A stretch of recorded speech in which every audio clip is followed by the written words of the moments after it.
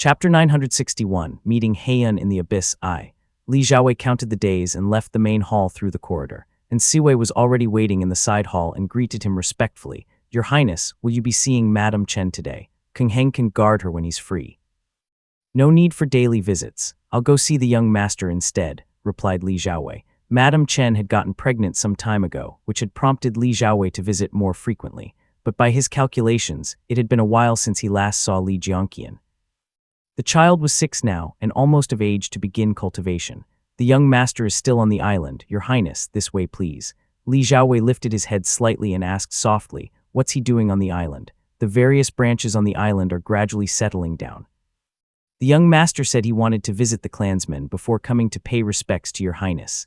Li Xiaowei nodded and made his way out of the hall. There, he saw a bustling group surrounding a child walking toward him. Behind them, attendants carried boxes of books and a large parasol.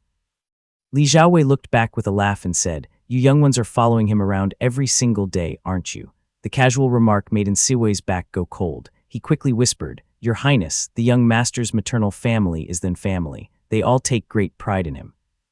So when he comes to the island to enjoy himself, it's only natural that people rush to welcome him."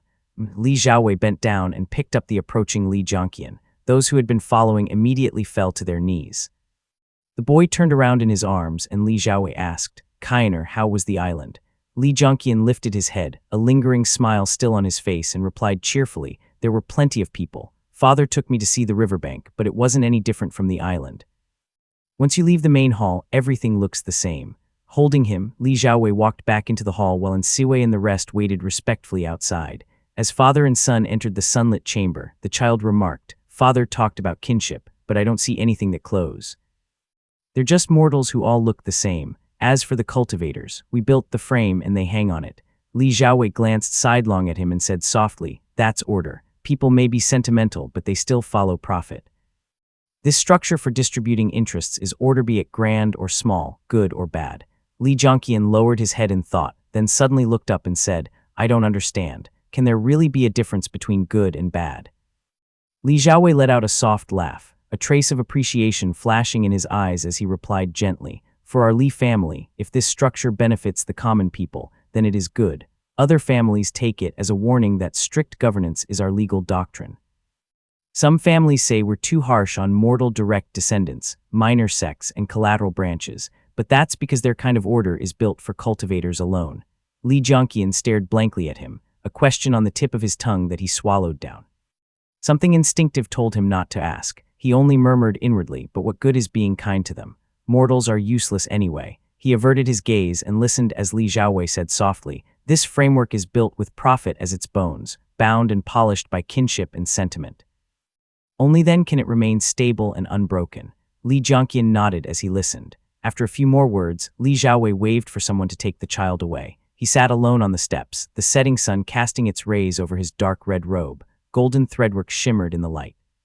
At last, Li Xiaowei retracted his gaze and rose to his feet. Chen Yang came hurrying from outside the hall, and he asked, "Still no news from the mountains?" Chen Yang looked slightly disheveled and replied in a low voice, "No word yet." Li Xiaowei's voice dropped. "Even if the fox tribe can't be found, surely that dear demon Lucan from the demon den should have left some trace. Is there not even a hint of that?" Chen Yang cupped his fists and responded respectfully, "Your Highness, the demon den on the southern slope of Mount Dali is sealed shut. No minor demons have been seen coming or going. The white ape questioned several passing demonic creatures, but none knew anything. Only recently did we discover that Lucan left on a trip." Li Xiaowei frowned and turned around, thinking to himself, did he really go out? Or is it an excuse? Maybe the Dingjiao matter is too difficult. Did he catch wind of it early and choose to disappear? It was a troublesome matter. Dingjiao had shown ample sincerity, and Li Xiaowei had responded cautiously, merely saying he would relay the message. But now not even a shadow of a demonic creature could be found. He paused to consider, then said, "Keep investigating." Chen Yang acknowledged the order and left. Li Xiaowei continued pondering in silence. If no word comes in the next few years, then it likely means Lucan is refusing to meet. I'll have to report the truth. My family made no promises beforehand anyway, so it shouldn't offend the Dragon Clan. Li Xiaowei packed away the gifts in the jade box. He examined the 5 essence-gathering pills, and sure enough, each one was dusky gray. Whether they were meant for humans or demonic creatures was unclear. He arranged the items neatly, and ordered them delivered to Mount Wu for his 7th granduncle Li Ziming to appraise. It seems granduncle still has 2 essence-gathering pills from the Ning family. Those can be used first. According to Li Ziming, those 2 pills were almost certainly refined by the Xiao family. They were filled with pure and serene qi. Li Xiaowei summoned Siwei and sent him to Mount Wu to inquire, as he started to weigh the matter of distribution. There were quite a few within the family who could make good use of these pills. His father Li Qingliao and uncle Li Chenghuai were both at the stage where they could enter seclusion at any time. A step below them in cultivation were Aunt Li Minggong from the Great Desert, and Siwei, who was around just moments ago, and Li Wen, who stood outside the hall with a golden hammer in hand. Though they were technically a notch lower in cultivation, each could attempt the foundation establishment realm with the help of a talisman pill. Yet Li Xiaowei only had 2 usable ones on hand. He silently calculated, one must be reserved for father and uncle. Li Xiaowei planned to keep at least 1 essence-gathering pill in reserve for an external surname. After careful consideration, he thought, the essence-gathering pill is a spirit pill that aids in foundation establishment realm cultivation. It's immensely desirable. Granting one is a gesture of favor, withholding it makes all the difference. Once I hand out just one, everyone else will wait eagerly for theirs. Now that the Xiao family could also refine essence-gathering pills, the Azure Pond sect no longer held a monopoly. This gave Li Xiaowei peace of mind. If any of the 5 pills turned out flawed, the loss wouldn't be too great. At worst, he could trade something to the Xiao family for more. After waiting a short while, Siwei returned from outside the hall, holding a jade box. He bowed and said, "Your Highness, the items have been delivered." Lord Ziming is not in deep seclusion and has already provided the 2 spirit pills. Li Xiaowei casually accepted the box and dismissed him. He calculated the dates and decided to allocate the pills during the upcoming ancestral rites. He returned to reading spell arts in the hall.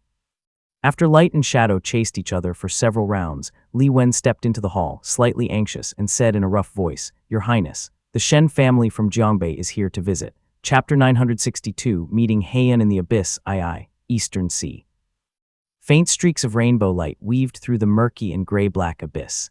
Li Zijai traveled by rainbow light, darting through the surging radiant essence and baleful energy, and finally stopping before a stone wall. He turned into pure rainbow light and slipped into a crevice, gliding through deep darkness until he emerged in a slightly chilly cavern. Drip, the sound of dripping water echoed through the gloom. A massive black serpent lay coiled atop the cave's ceiling. Its pitch-black pupils opened as it hissed hoarsely, "Young master." Li Zijai nodded slightly, and the jade vial in his hand shimmered with light. He chuckled softly and said warmly, "Pretty lucky. I searched the earth veins for a while and found a trace of deep-sea earth radiant essence. It's been extinct for years, and its uses mostly forgotten, but it's rare nonetheless. Congratulations, young master." The black and red vapors within the jade vial rippled like water. Li Zijai was clearly pleased and flipped his hand to store it away. Li Wushou rasped, "News from the Sea family has arrived. Please take a look, young master." Li Zijai had encountered fluctuations in the earth vein once he had arrived in the deep sea. Radiant essence and lesser yang light drifted and clashed within him, entangling with his mana and the immortal foundation in his qi si. It was a highly perilous environment. Fortunately, his talisman was Rainbow Pirska. The fierce radiant essence and lesser yang light were easily neutralized once they entered his body. Thus, he could manage well enough in this earth vein, but while he endured it, Li Wushou suffered terribly. His whole body was sizzling with smoke. Li Zijai had no choice but to protect the old demon, guiding him along the earth vein to a relatively safer cavern and settling him there. Yet upon arriving, he consulted the Golden Feather Sex map and discovered a water vein nearby. This particular water vein connected all the way to the Eastern Sea. It took a moment, but Li Zijai quickly understood quite a bit. So he left the old demon here to watch over the water vein while he ventured out to collect spirit items. Now that he had returned, news from the Sea family had indeed arrived. Li Wushou spoke quietly, but his voice was tinged with admiration. "While you were away, my lord, a spirit talisman floated down along the water vein and rushed straight toward the cave dwelling. I intercepted it." Li Zijai took the talisman from his hand and sighed. "Taoist Master Yuanzhu truly hasn't gone into seclusion. That's wonderful." Li Wushou, despite being a centuries-old demon, could still clearly hear the shift in his tone. It sent chills down his spine, and he shuddered inwardly, of course. If they could calculate our precise location, it must be Si Boxu's doing. The origin of this talisman is unclear. I must be extremely careful with what I say. He caught on immediately and fell silent. Li Zijai examined the spirit talisman and sure enough found a host of written messages inside, seemingly from Si Tongyi. He skimmed through it and began to ponder. The Si family is retreating step by step. They look to be falling apart. I've gone missing. Southern Sea is plagued by devil cultivators, and the Lingu family is barely holding themselves together. This is an excellent opportunity for them. Kai Fubo is still cautious, unwilling to act rashly, and slowly swapping out trusted followers. But Ning Hijing can't hold back anymore. The letter mentioned that Ning Hijing had been frequently leaving the Eastern Sea in the past few months. He was secretly traveling within and outside the sect, while holding long private talks with Kai Zuxiao's inner circle. Who knows if Kai Fubo is aware, but this is practically holding a sword to his throat. There was also word of Li Quantao visiting the Li family. Li Zijai didn't think much of it. Quantao's not the scheming type, so he wouldn't harm our family. At worst, he's being used. Our heir has already reached the Foundation establishment realm. The only threat from the Azure Pond sect comes from those Purple Mansion realm cultivators. Kai Fubo may be clever, but he can't pull off anything grand by himself. But one piece of news did make Li Zijai furrow his brow. Uncle Yuanqin has left the sect for a while. There's still no word on who he met. If Si Yuanli could still obtain this kind of intelligence so promptly, then his control over the Azure Pond sect hadn't truly weakened. Li Zijai wasn't concerned about that. The only thing he did worry about was his uncle, Li Yuanqin. I just hope no harm comes to him by mistake, thought Li Zijai. After thoroughly checking the spirit talisman, he confirmed it had no further function. He crushed it in his hand as an implicit response to Si Tongyi and asked softly, "How are your injuries, Wushou?" "They're manageable," replied Li Wushou. Li Wushou often spoke crudely and cursed under his breath, but as a snake demon, he was extremely adept at endurance. However, the clashing of two types of baleful qi within his body with lesser yang light wasn't something easily endured. He grunted, "It hurts, yes, but compared to wounds from merging fire and converging water, this is much lighter. Our kind is often toyed with by dragons. Converging water injuries are everyday fare for my race." Li Zijai's talisman qi was only effective for himself and did nothing for the injuries within Li Wushou's body. He handed over a pill and said gently, "Ning Hijing is overbearing. I don't dare keep you by my side. Fortunately, there's no radiant essence here. Stay and recover well. Young master, go on without worrying for me. When the earth veins surge with 2 qi and 1 light, it's the prime time for treasures. Since you're unafraid, best not waste the opportunity." The old serpent lowered his head and said nothing further. Li Zijai had no choice but to turn into rainbow light and shoot out of the cave, sealing the entrance behind him as he plunged back into the intense radiant essence as he headed eastward. After traveling over 50 kilometers, Li Zijai suddenly frowned.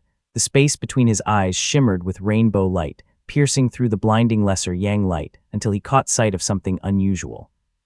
A winged beast lay within the earth vein amid the billowing baleful qi under the lesser yang light. It was the size of a table, and it was shaped like a beautifully crafted, brilliantly colored fish. 2 wings stretched from under its ribs, while its head was round with a flat fish snout. Its orange feathers fluttered restlessly, as if it were struggling. Li Zijai halted cautiously, furrowing his brow as he thought, a dawn rayfish. That's one enormous dawn rayfish. He was no stranger to dawn rayfish as he'd seen one before, but they had only ever been palm-sized. Never had he heard of one as large as a table. When he saw it motionless on the ground, he grew wary and observed in silence. As time passed and noon approached, the lesser yang light began to weaken. Portions of it even converted into sunlight amid the dense spiritual energy. Suddenly, Li Zijai felt a chill at his ear, accompanied by a faint, calm, and refined voice. "Fellow Taoist Zijai, what are you waiting for?" Such a voice emerging in the utter silence of the earth vein would terrify any ordinary cultivator, especially in a place where 2 qis and 1 light collided violently, where even Foundation Establishment Realm cultivators dared not linger. Purple Mansion Realm cultivator. Startled, Li Zijai's heavenly glow rippled outward. Multiple mirages burst from his body and fled in different directions, while a streak of orange-red light leaped from one of them. Golden cloud. The orange-red light dot darted through the air before condensing into his true form. He spun around, unleashing a sweep of rainbow light from his sleeve and drawing his sword, only to find someone already standing behind him. Oh, the man seemed surprised by the speed of his spell, yet remained motionless with hands behind his back. Upon seeing who it was, Li Zijai let out a sigh of relief, sheathed his sword with a bitter smile, cupped his hands politely and said, "Greetings, Senior Heian. The man before him had eyes bright with spirit. He was graceful in manner, and his hair was tied neatly, with sleeves and hems crisply aligned symmetrically on both sides. He was none other than Dongfeng Heian. Dongfeng Heian nodded courteously, returning a bow so precise that even Jiangnan's cultivators would be ashamed by comparison. He smiled and said, "It has been many years. Your strength has truly grown, fellow Taoist." Chapter 963, Qian I. Dongfeng Heian was still as elegant and composed as ever. As the first wisp of cloud exhaled at the moment of a dragon monarch's fruition attainment, his conduct was often unexpected. He had a deep obsession with personal appearance and was always immaculately groomed. He stood properly as he smiled and said, "You've truly improved, fellow cultivator. When we first met, you had to form seals for several seconds just to cast a single spell art. Now it only takes a single thought. You flatter me, senior." Li Zijai replied respectfully. Dongfeng Heian flicked his sleeve, stepped forward, and reached the dawn rayfish in a few strides. He picked it up with one hand and flipped it over, revealing its belly. The belly of the dawn rayfish was bloodied and torn, its eyes wide open. Dongfeng Heian gave a slight bow and said softly, "This beast came from the north and crashed into Xia Mountain at the converging sea." A few serpent dragon beasts were playing in the water, chasing and frolicking with it. I happened to be passing by, and it ended up in my hands. You played a part in the matter with Chuoba Changyuan and were even injured. I brought this over casually, so consider it a form of compensation. He chuckled lightly and continued, "I made a round and realized you were here." Dongfeng Heian paused slightly, and Li Zijai hurriedly demurred. "I was merely following deployment orders for garrison duty and doing what I could to stay alive. It was thanks to your assistance, senior, that I avoided many troubles afterward." Dongfeng Heian shook his head and stepped closer, saying, "Just accept it." His voice suddenly lowered, and a hint of doubt flashed across his face.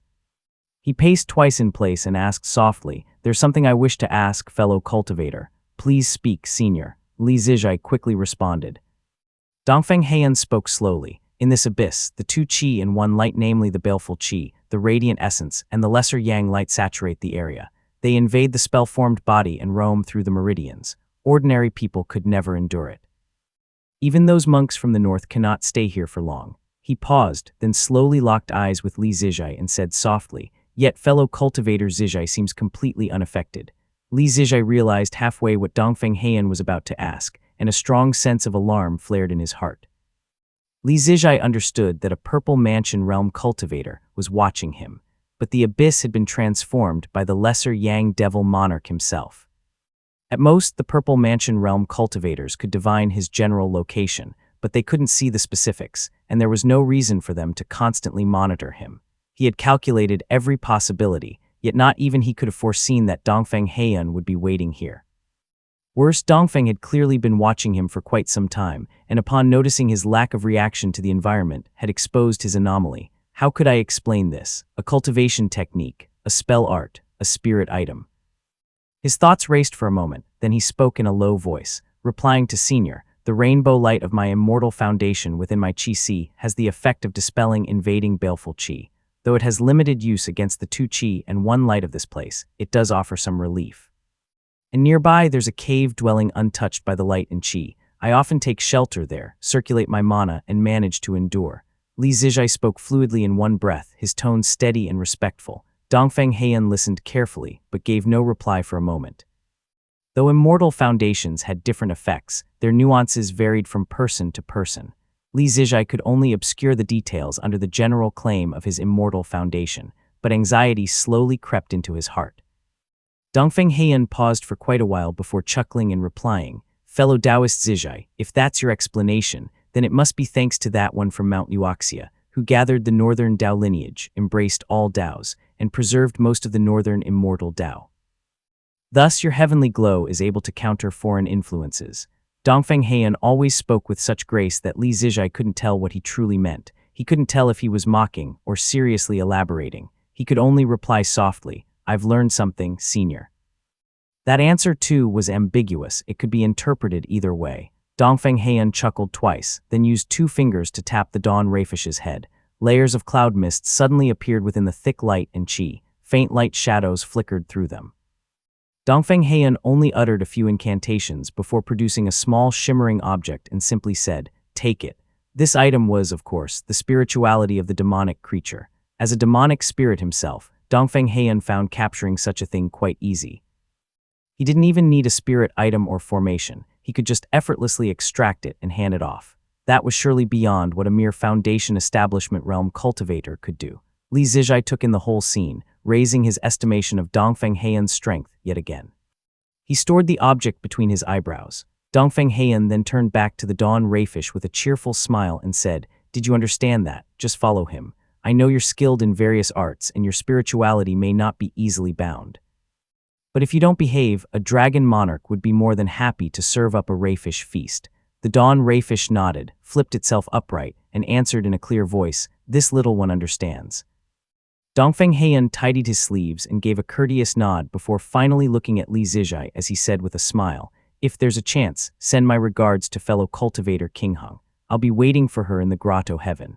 Li Zijai's brows rose sharply at that. He was just about to ask a question when Dongfeng Heian vanished before his eyes, leaving only a few scattered clouds that were swiftly cleansed by the bright lesser, Yang light. When Dongfeng Heian disappeared, the Dawn Rayfish who had been playing dead on the ground suddenly leaped up and transformed into a young man in a multicolored feathered robe. His face was small and slightly round, eyes bright and clear, with orange plume feathers densely lining his temples. He declared loudly, "Seventh greets the Lord." Li Zijai was weighed down with thoughts and felt no joy at subduing the Foundation Establishment Realm Dawn Rayfish. He simply nodded silently and spoke gently, "You're wounded. Don't linger here for long. Come back with me quickly. Rest for a while in the spot free of the chi and light. Heal up properly." "Yes," replied the Dawn Rayfish. The young man followed behind him, summoning all his mana of heavenly glow to ward off the streaking lesser Yang light and baleful chi. Li Zijai's face remained calm, but his heart surged with waves of unease, shadowed by hidden worry. Dongfeng Heian was giving me a way out. It was quite a reasonable explanation, but what exactly is he thinking? He traveled silently through the earth veins while he pondered. To this day, Li Zijai still hadn't discerned what status Dongfeng Heian held within the dragon clan. He flew in silence, sorting out his emotions, and finally returned to his cave dwelling. "Young master." Li Wuxiao was clearly surprised, but refrained from asking questions. He simply offered a greeting. Li Zijai nodded, gestured for the colorful-robed youth to sit, handed him a healing pill, and asked gently, "It's inconvenient to talk outside, but this place is more secure. Are your injuries severe? If not, why not share your background with me?" The youth nodded and answered respectfully, "I was born in the Northern Sea. I practiced chi ingestion alongside my brothers, feeding on the mist. When the heavens poured down in torrents, a great upheaval occurred, and I gained the chance to break through to the Foundation Establishment realm. Our clan has always been sparse. Reaching the Foundation Establishment realm is a 1 in 10,000 chance, but the flood came from the heavens, and with the tide, 9 of us managed to ascend after circling the pillar of falling water in the sky. Most were captured, though. There were 9 brothers that broke through to the Foundation Establishment realm. I am the 7th. Chapter 964, Qian II. Li Zijai gave a slight nod. Just as he had suspected, this Dawn Rayfish's breakthrough had stemmed from that heavenly downpour. The youth continued, "After breaking through, we scattered across the 4 directions. I wandered in the Eastern Sea for 2 years, then heard that my eldest brother had become the spirit beast of the sword immortal Huifu. I yearned to reunite with him and set off for the Northern Sea. But I was spotted at the edge of the Northern Sea. Chased and pursued, I fled in all directions. I was hunted relentlessly by whoever saw me until I fell into the hands of the Dragon Clan, and that led to today." Li Zijai nodded slightly and asked, "The Northern Sea Sword Immortal?" "Yes." The Dawn Rayfish answered respectfully, "My lord has likely been in this place for a while.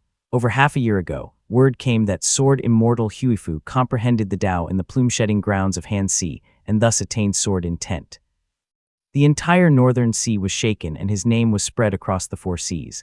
Li Zijai sighed lightly, nodded, and asked in a soft voice, "Sword intent. No wonder. What level has this sword immortal reached? I wouldn't know about that."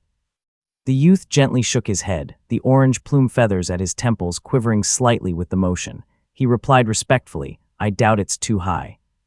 When that serpent dragon carried me to Lord Heian, they said that most who comprehend sword intent nowadays do so, before reaching the Purple Mansion realm, before awakening their life divine ability. I don't know what the reasoning is behind that." Li Zijai nodded slightly. His own ancestor had also comprehended sword intent during Foundation Establishment realm, so he began to ponder silently. Since the ascension of true monarch Shang Yuan, Jiangnan should still have 3 sword immortals, but none have shown themselves recently.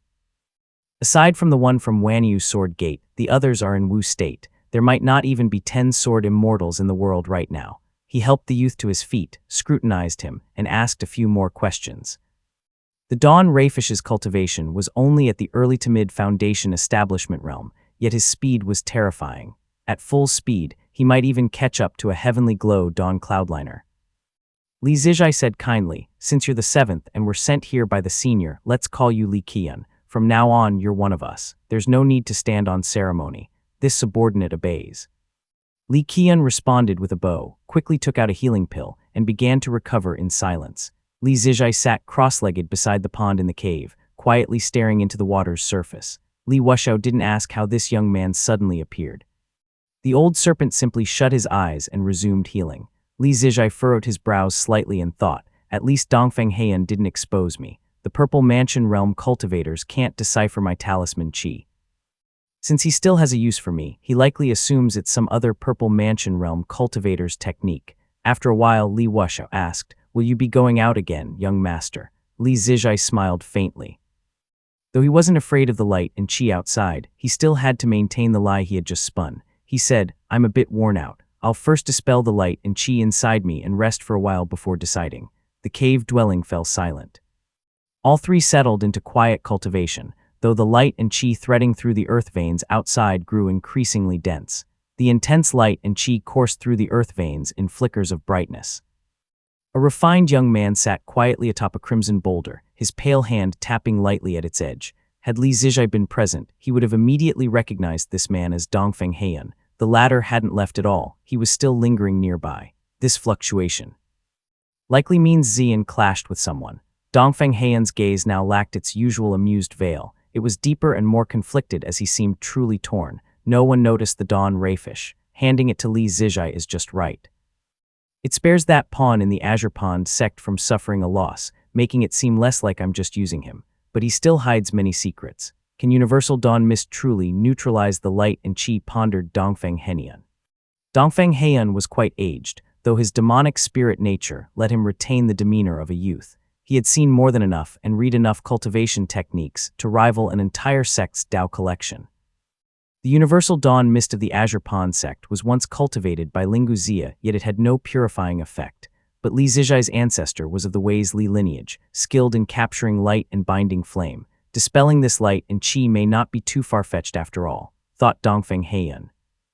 He hesitated for a while, but indeed saw no signs of Li Zijai using any spirit herbs or spell arts. He was just quietly sitting cross-legged. The doubt in his heart slowly faded.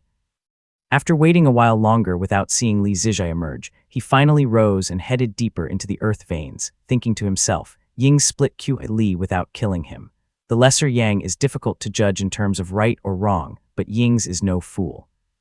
He must have other calculations in mind. Dongfeng Heian's figure slowly faded into the depths. The thunder over the sea roared louder still. Pingya Island. Li Xiaowei stepped into the main hall as Chen Yang led in 2 women and a man from a side chamber. The woman in front was dressed in white, her expression serene and her bearing graceful. She was clearly from a distinguished background. She spoke softly. Shen Yanqing of the Shen family in Jiangbei greets the family head. Shen Yanqing was both the disciple of Taoist Master Zaipai and the direct daughter of the Shen family. Her noble status went without saying. Her every movement was measured and proper as she offered Li Xiaowei a graceful nod. The second woman, dressed in a yellow feathered robe, was more petite and curiously glanced about before smiling and saying, Wei Danying of the Purple Smoke Gate greets the family head. The last was a man who bowed silently. He appeared to be a guard or escort and said nothing as he lowered his head. Li Xiaowei remained courteous and spoke gently. Honored guests have arrived, and yet I failed to greet you from afar. Such discourtesy is ours. After exchanging a few pleasantries, Shen Yanqing took a seat, praised him politely, and asked softly, May I ask where Senior Qinghong might be? Shen Yanqing had mentioned her intention to visit the Li family long ago, but the clashes between North and South had made travel along the river treacherous. The matter had been delayed until now. Li Xiaowei, knowing she had come to see Li Qinghong, replied, I've already sent someone to summon her. If my great-aunt hasn't entered a full seclusion, she should be here shortly. Shen Yanqing nodded slightly and began to chat casually, not worried that her visit would end in vain. She thought, with the Eastern Sea affair approaching, the senior likely wouldn't have gone into closed-door seclusion. So she lightly steered the conversation. I had originally intended to visit your esteemed family with my father, but he recently entered seclusion to break through to the Purple Mansion realm and couldn't make the trip. After a few more words, Shen Yanqing noticed that Wei Danying of the Purple Smoke Gate hadn't said a word. Turning toward her, she saw the girl staring intently upward, her expression somewhat dazed. She discreetly nudged the girl. Only then did Wei Danying snap out of her daze, lowering her eyes to the tea on the table. Wei Danying tugged at her sleeves, as if waking from a dream. She finally looked away from the young man seated above, and only then did a delayed sense of fear stir in her chest. Ordinary men must try so hard to be appealing, yet he needs no effort at all. Just a glance and women are drawn to him. He's so young. Where did he learn this intoxicating demeanor? She steadied herself and looked again, but that aura had vanished. She exhaled quietly in relief and sipped her tea, yet a flash of something wicked and aggressively seductive had surfaced amid the haze. A cold sweat broke across her back as fear bloomed in her heart. How terrifying. That such a man actually exists in this world. Chapter 965, Fanning the Waves. After a few exchanged words, a muffled boom rang out, and a woman stepped into the hall. Everyone rose to their feet as Shen Yanqing hurried forward. It has been many years, senior. Now that Shen Yanqing was aware of the Grotto Heaven matter, she didn't smile too warmly. Li Qinghong, however, nodded with a pleasant smile. Yes, it has been some time. They guided her to a seat, and Shen Yanqing softly said, I should have come to visit long ago, but so many matters delayed me. Our family could not remain untouched amid the chaos in Jiangbei. Only now, with things finally settling down, could I come to pay my respects. She drew a jade box from her sleeve and placed it gently on the table. I've brought the celestial thunder sacrificial method I mentioned to you back then. Our thunder arts originate from the Northern Palace Profound Thunder Art, one of the 12 Daos from the Zhou era. Li Qinghong listened carefully and asked, the Dao of thunder steering and cloud dwelling is likely not among them, is it? Their own Dao of thunder steering and cloud dwelling was no secret, and since that lineage was passed down from Yanyang Temple, it likely did not date back to the Zhou era. As expected when Li Qinghong asked, Shen Yanqing nodded and said, it's not among them. The Dao of thunder steering and cloud dwelling was established in later generations. The 12 Thunder Palaces were originally lineages tasked with overseeing justice and morality across the realm. Now everything has been lost. Even their Dao lineages are untraceable. Only a few techniques remain. Wei Danying, sitting nearby, let out a soft sigh and interjected, if the 12 Thunder Palaces still existed, how could the world have fallen to this state? Li Qinghong made no comment, but Shen Yanqing's expression grew somewhat strange. She hesitated for a moment, then said, our sect's lineage holds the Thunder Palaces in the highest regard, but in truth, based on what we've uncovered over the years, that might not be entirely justified. Seeing the confusion on their faces, Shen Yanqing spoke softly. According to the ancient records left behind, the Thunder Palaces were rather tyrannical. Their thunder chariots patrolled the lands, and wherever their envoys passed, thunder would rumble, killing thousands. She paused, then continued, what's more, the Thunder Palaces held dominion over mortal tribulations, casting thunder down upon people without warning. Cultivators who were progressing smoothly would be suddenly struck by profound lightning just before a breakthrough. Agony was the best outcome, and those with great karmic sins often lost their lives. The world has suffered under them for far too long. Then, after the Northern Palace's elder departed for the outer heavens, the world erupted in revolt. From Purple Mansion realm cultivators down to common folk, none were willing to endure the Thunder Palace's oppression any longer. 9 out of the 12 palaces were destroyed. Cultivators stormed the palaces, pulled out the thunder arts, and burned them all. The Dao lineages vanished shortly after. Li Qinghong remained silent as she listened. Wei Danying, having grown up with a vastly different perspective, looked visibly shaken. Shen Yanqing sighed. This technique I brought was secretly preserved by a rogue cultivator of that era. In his writings, he recorded that the entire world rejoiced when the Thunder Palaces fell. The 12 Thunder Palaces were called the 12 epics of the Thunder Shackles that bound cultivators and commoners alike. From that moment on, people could think as they wished, imagine freely, write and speak at will. After her words, the hall fell silent. The members of the Li family, having little prior knowledge of the Thunder Palaces, were relatively unaffected. But for Wei Danying, whose understanding had been deeply ingrained, it was hard to articulate her feelings. She murmured, how could this be? I'd only ever heard that the Thunder Palaces patrolled the world, and no one dared practice demonic Dao. How did it come to be that they had shackled all under heaven? Shen Yanqing hadn't come to debate the good or evil of the Thunder Palaces. She had no intention of explaining in detail and merely hoped Li Qinghong would gain some perspective. She gently reassured Wei Danying, just take it as a rumor, nothing more. Then turning to Li Qinghong, she smiled, please have a look, senior. Li Qinghong received the jade box, retrieved the jade slip within, and found a celestial thunder sacrificial method that was quite distinct from her own recorded within. In return, she slid over a copy of the Purple Thunder secret origin technique. The thunder arts from the Green Pine Temple's Grotto Heaven did not originate from any established Dao lineage.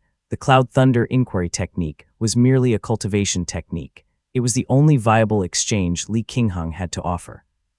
Shen Yanqing accepted it and said softly, I hope we'll have the chance to discuss the secrets of these techniques in detail. Li Xiaowei understood immediately and invited a few others to join him in the side chamber. The main hall fell momentarily empty. Shen Yanqing lowered her voice, Senior, I've heard that several thunder cultivator families from the Northern Sea, the Miao family of the Southern Sea, and those two Taoists from the Eastern Sea are all preparing to head to the Eastern Sea. Do you have any arrangements in place? I'm already aware. I'll be heading there in a few days. Li Qinghong replied solemnly. The Dragon Clan has scattered these techniques, and one of their scions has waited 100 years. It's natural that they place great importance on this, and I won't neglect it. Shen Yanqing sighed inwardly and said, Senior, the Dragon Clan has cast a wide net. Many who cultivated the Tao of thunder steering and cloud dwelling have died. They made no obvious moves for a long time, so no one could guess their intent. Only when the Grotto Heaven began to surface did speculations arise. But now that things have come to this, you're already a leading figure in this Tao. You have no choice but to go. Seeing how composed Li Qinghong remained, she continued, my family's Taoist master says. There will be another fierce struggle within the Grotto Heaven. Senior, don't hold back when the time comes. Li Qinghong was surprised and responded, of course I know that. In a life-and-death struggle, why would I hold back? Shen Yanqing added, that includes Zai Ziking from the Northern Sea. Li Qinghong raised her eyebrows. It seemed nothing about her was hidden from these Purple Mansion realm cultivators. Shen Yanqing spoke softly. His mastery of thunder arts is extremely high. He's one of the strongest among those entering the Grotto Heaven. If he could be eliminated, it would remove a major problem. Li Qinghong did have some friendship with Zai Ziking. Though she was a straightforward person, how could she not understand what the Shen family, or rather, the Purple Smoke Gate, was hinting at? After a moment's silence, she said, in the end, we're all entering the dragon's belly, so why? I'm not some naive idealist. I've killed for treasure before, but those were enemies. At the very least, Zai Ziking has shown upright conduct and treated me with warmth. I can't bring myself to do it. Shen Yanqing also fell silent, then said through gritted teeth, what if once inside the dragon's belly, life and death become uncertain? Li Qinghong slowly turned her head, tucking her hair behind her ear. Her silence deepened, and she quietly said, so this is about making me choose. Shen Yanqing hastily replied that she would never dare, but a soft smile surfaced on Li Qinghong's face as she shook her head and said, then if I can't bring myself to act, it means I deserve the death tribulation that awaits. Shen Yanqing pressed her lips together and replied, I understand. She hesitated briefly, then quickly changed the subject. Our sex master has already reincarnated. If any news arises around the lake or within your esteemed family's territory, I ask that you inform us. We will surely reward you handsomely. Li Qinghong had expected this request and nodded in acknowledgement. Shen Yanqing took her leave and went off to find her companions in the side hall. Only then did Li Qinghong lean back in her chair, momentarily lost in thought. At first, upon hearing Shen Yanqing's words, she had thought the Purple Smoke Gate meant for her to ambush Zai Ziking before entering the Grotto Heaven, but on closer reflection, that was likely not the case. After all, many people now possess the Tao of thunder steering and cloud dwelling. If everyone fears being killed inside the Grotto Heaven and takes the initiative to strike first, how could the Dragon Clan possibly tolerate that? If it were so easy, the Miao family and other Purple Mansion realm immortal families would have already made their move. They were warning me. If I end up working with Zai Ziking, even if I don't ambush him, I still need to be cautious. In the end, we may have to fight regardless. She sat quietly for a while. Li Xiaowei entered from outside the hall, and without immediately asking about Shen Yanqing's words, he said gravely, the Crimson Palace generation will soon receive their first talisman seeds. Since you've emerged from seclusion, why not come take a look with us? All right, Li Qingheng had been speaking little of late and responded with just a succinct word. Chapter 966, Fanning the Waves II, the Azure Pond Sect. The main hall atop Azure Pond Peak was adorned with ornate turquoise tiles and was shrouded in drifting white mist. A young man leaned beside the immortal seat, clad in a cyan robe trimmed with golden threads that shimmered brightly. The sword at his waist radiated waves of mana. Though his appearance was unremarkable, his expression was full of youthful vitality. A woman in a fluttering, multicolored dress sat at the table beside him, her beautiful eyes fixed on him. Sect Master. This was none other than Kai Zuxiao, the young sect master of the Azure Pond sect. He glanced down at the documents on the desk, and when the woman spoke, he replied gently, "The recommendation I sent to Uncle," as he responded. At the mention of Kai Fubo, a flash of resentment crossed the woman's eyes, and she murmured, "He refused." For Kai Zuxiao to be the sect master, yet not even have the authority to appoint personnel, and to have even his recommendation rejected by Kai Fubo was undeniably a slight. Yet he simply smiled and said, "All right, seems I was too hasty. Bring back the jade slip and let me see exactly what Uncle said. I'll review it carefully before asking his advice again." The woman sighed and replied, "Yes, yes." Kai Zuxiao gave her a long look, his eyes full of mirth, and asked, "What's troubling you this time? It's not like you were asking for important positions, just a few minor posts." And yet Kai Fubo still said no. What right does he have? Who's the real sect master here? She grumbled under her breath. Kai Zuxiao shook his head in reply. "I'm still too young and there's much I haven't thought through. How could I blame my elders? I understand Ning Hejing suffered overseas, but you shouldn't let personal feelings speak for you." The woman fell silent at once, though inwardly she muttered, "Does he really not understand? Or is he just pretending?" Just as they finished speaking, someone came to report that Kai Fubo had arrived. Kai Zuxiao immediately rose to greet him, walking all the way to the front hall and respectfully calling out, "Uncle, you're here." Kai Fubo entered with unhurried steps. Over the years he had wielded considerable power. The immaturity of youth had faded from him, and his demeanor had become much more composed. Kai Zuxiao accompanied him to a side seat and personally arranged it, saying respectfully, "It's been some time, Uncle." This whole gesture gave Kai Fubo ample respect, making it hard for him to remain stern. He smiled and said, "There's progress on the scheme from a few days ago. My man stationed at Fuchin Peak reported. Li Quantao has grown increasingly uneasy, and he's been going out more frequently. It's likely that news from the Li family has reached him." Kai Zuxiao nodded and said, "Uncle, your insight is sharp. There hasn't been a single word from the Si family. Either the Li family couldn't get in touch with them or they did in secret, but it led nowhere. Si Yuanli would never abandon the Li family." Kai Fubo was firm in his belief and said calmly, "Don't be fooled by his cunning and restraint. He's merely riding the momentum of current affairs. The way he's acted in past incidents shows that he still holds a fair bit of sentimental weakness. He is, after all, a sword cultivator. He's not someone who can go to any lengths without scruples. If that were the case, people like Li Xuanfeng would have been able to sway him back then. One either acts or doesn't. There's no room for being talked into such major decisions. And he certainly wouldn't have kept worrying about the Li family's well-being." Kai Zuxiao's expression brightened a little as he said, "Could it be that the Taoist master of the Si family really is in seclusion, and he's doing this on his own? Seclusion or not probably makes no difference. More likely he simply fears our family's Taoist master," said Kai Fubo as he exhaled deeply. He gave Kai Zuxiao a thoughtful look and waved his hand to take his leave. Kai Zuxiao escorted him to the outer hall. Though Kai Fubo smiled in farewell, his expression grew darker. He walked with his hands behind his back, plagued by a splitting headache. He just had to be this clever, and this respectful. "I'm starting to feel reluctant myself." Kai Zuxiao's actions had caught the entire sect off guard. The young sect master had not only supported Kai Fubo publicly and tried to mediate the conflict between Kai and Ning family, but he had also proven himself an understanding, magnanimous ruler. Over the years, his reputation within the sect had grown ever more favorable. Kai Fubo could see all of this clearly, and the awkwardness rested on him. The recent appearance of Kai Buzi in the Eastern Sea left him both pleased and anxious. To put it nicely, Kai Buzi was a Purple Mansion realm cultivator from their own family. Less flatteringly, he was a senior of the first bloodline. His heart was weighed down with gloom, yet he wore a smile all the way back to his own hall, only to be met by a black-clothed youth approaching. Yuanqin. The plan to install Kai Zuxiao as sect master had already begun to stray from its original purpose and head toward something rotten. But Kai Fubo was a man of discernment. He didn't show a hint of displeasure toward Li Yuanqin, the one who had proposed the scheme, and greeted him kindly. Did any of them give you trouble?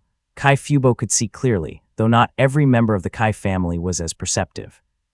With Kai Zuxiao's popularity growing, Li Yuanqin had suffered quite a bit of pressure from them, both openly and behind closed doors. Yet he only said calmly, "Brother Fubo, I've verified it."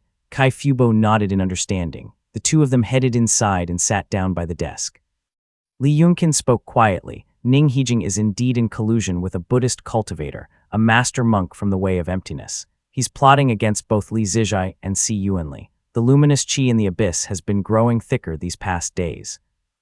Li Zijai likely won't be able to stay hidden much longer. As soon as he surfaces, Ning Hijing's people will be waiting. There's too little intel. I can't say for sure, but he likely has a way to pin it on us. With Lord Jihu still in the Eastern Sea, I suspect he'll be the one to bear the brunt.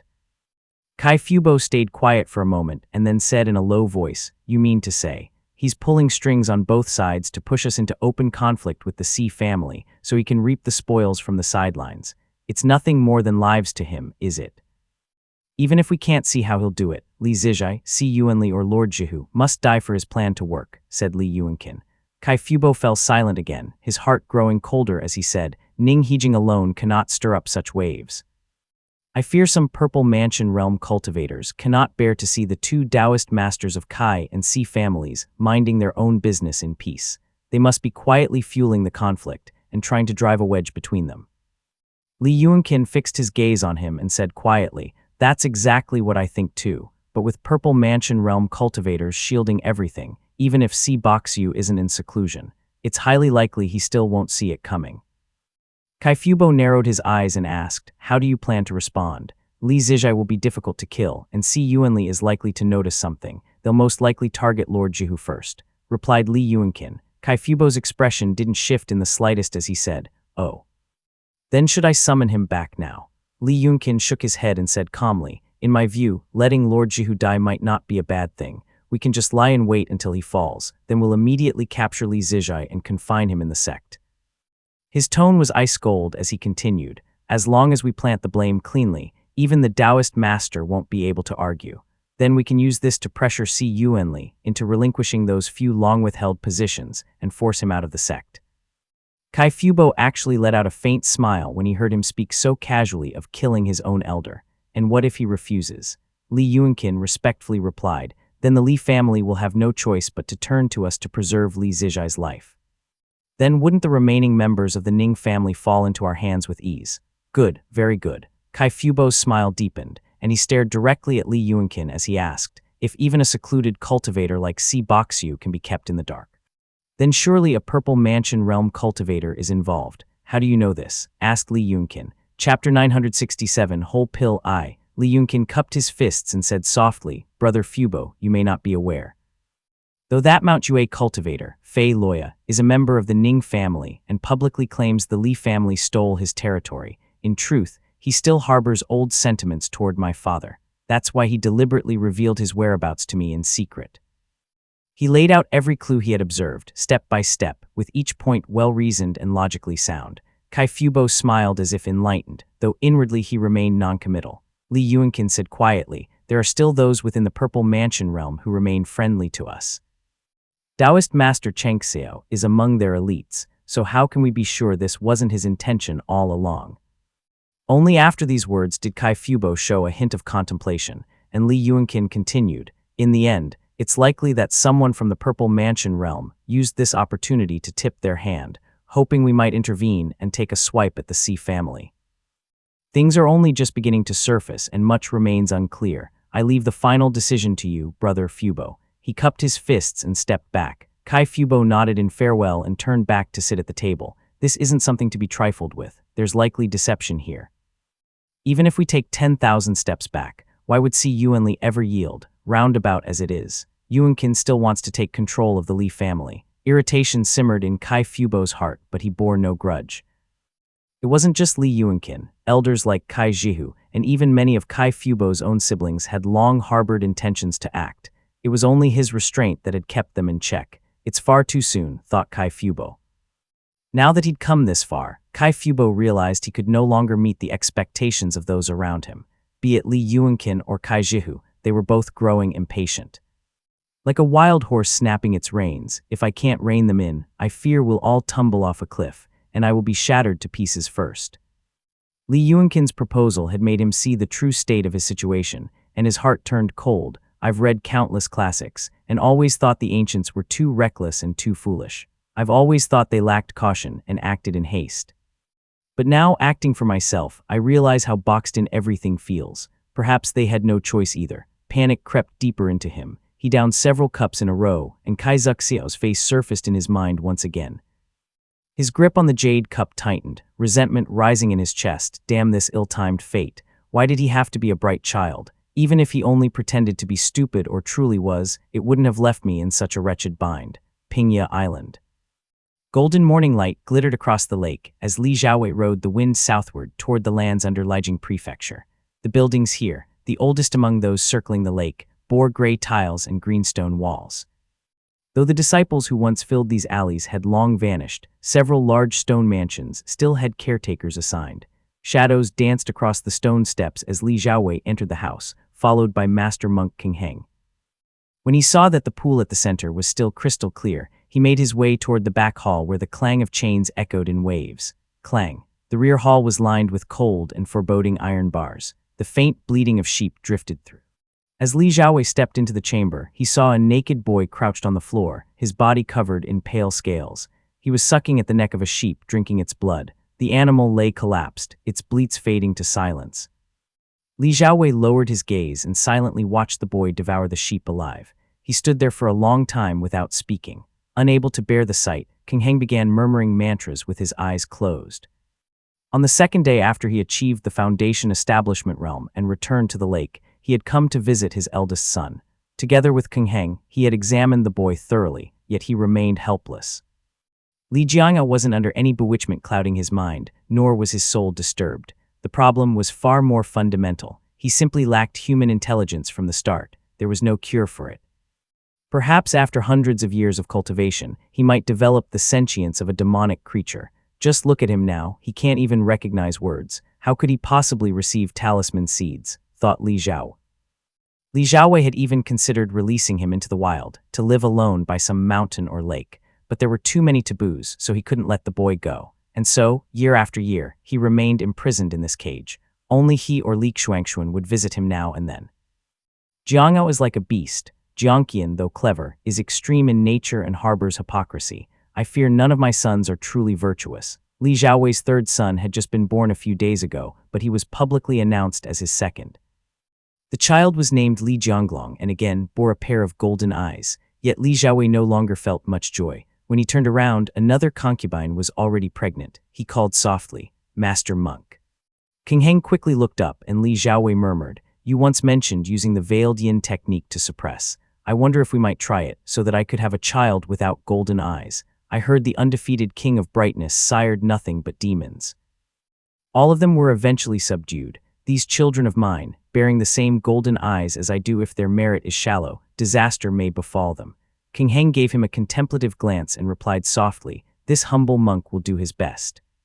Li Xiaowei nodded, cast one last look at the son he had once placed such hope in, even before birth, then turned and walked out. As he descended the stone steps, whatever hope he still held slowly faded away. He rode the wind back to the island's great hall, where King Heng withdrew on his own. Li Qingheng and Li Xuanxuan were already waiting inside. When they saw him arrive empty-handed, Li Qingheng flicked her sleeve and tossed out the Changming Profound Insight screen, shielding the space from all eyes. She asked, "Where's Jiang?" Li Xuanxuan had intended to bring Li Jiangao for this ritual of receiving talisman seeds, hoping that some fortune might favor him, even without him knowing the mantras. But to their surprise, Li Xiaowei had gone and returned without Li Jiang. Li Xiaowei said in a deep voice, "He has no spiritual intelligence at all. If he were to offend the treasure, it would only bring disaster. It's better to leave him out of it." Seeing that Li Xiaowei had no intention of bringing Li Jiangao, Li Qingheng could only nod and ask, "How many children are eligible to receive talisman seeds now?" Li Xiaowei paused briefly and said softly, "I'm afraid, too many." There weren't many cultivators of the celestial world generation in the Li family, and only 2 had borne children. But after several generations of growth, there were now a great many mortals of the same generation, and quite a few youngsters from the Crimson Palace generations awakened spiritual orifices. However, their innate abilities had yet to manifest, making it impossible to distinguish potential. Bringing all of them one by one into the hall to teach incantations and test them individually was no longer as feasible as in the past. Especially now that their faction had grown so large, others might begin probing into the matter once it drew too much attention. Li Xuanxuan voiced his concerns, to which Li Xiaowei replied, "Now that the immortal mirror can spirit travel through the great void, we might be able to adjust the prayer incantations. With luck, it may help conceal our actions better." Chapter 968, Whole Pill II, Great Void. Lu Jiangxian's divine sense roamed through the void for some time, lingering around the purple smoke gate's territory. Ever since he gained the ability to travel the great void with his spirit, he had never dared intrude upon the core gates of immortal sects. He mostly observed from a distance. But this recent Purple Mansion realm breakthrough within the Purple Smoke Gate was the most thorough and complete event he had ever studied. He had even seen the person from the underworld involved and caught their entire conversation from afar. Zaipai has fallen. Contrary to the speculations of many Purple Mansion realm cultivators, Taoist Master Zaipai, Kanzuyu, was dead and her soul entirely annihilated. There was no reincarnation to speak of.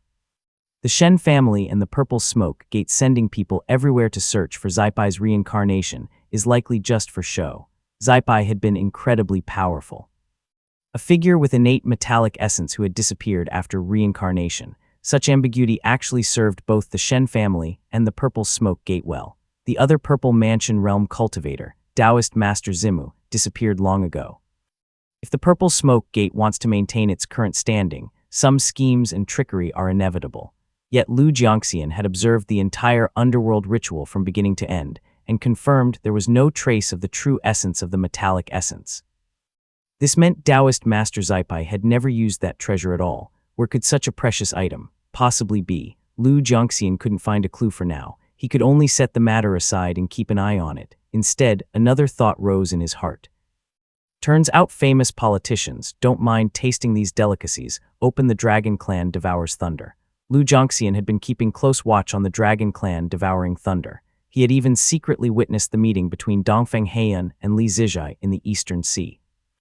The Supreme Yin Profound Light had already locked onto that spirit cloud. If anything suspicious happened, he would have no choice but to strike first and kill. Though nothing had ultimately happened, doubts still lingered in his mind. How strange.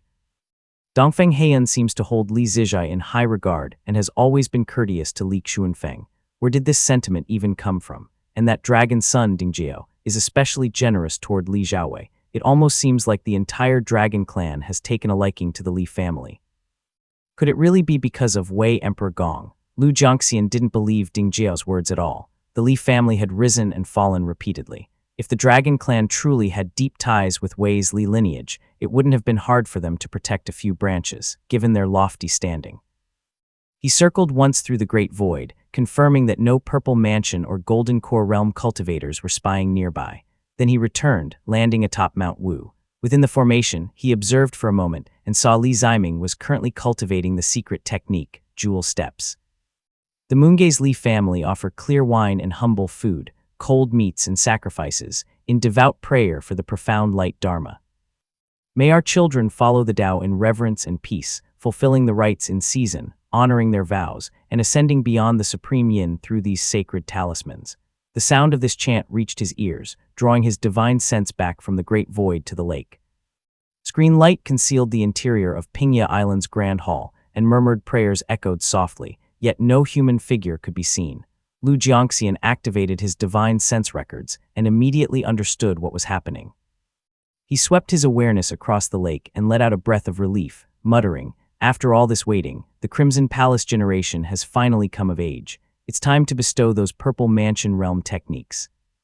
Among the many Purple Mansion realm techniques, Lu Jiangxian's favorite was undoubtedly the Whole Pill Tao technique. The Haoshu Golden Book was a proper 6th grade technique. It was 1 grade higher than the Li family's own Radiant Essence Scripture. Radiant Essence Scripture is truly an oddity. Thought Lu Jiangxian. 5H1 Min famous family conflict. Meghan Markle blamed family members more 227,199,396. Radiant Essence Scripture contained 9 complete secret techniques. yet had only reached a basic 5th grade among Purple Mansion realm techniques. This made no sense by conventional standards.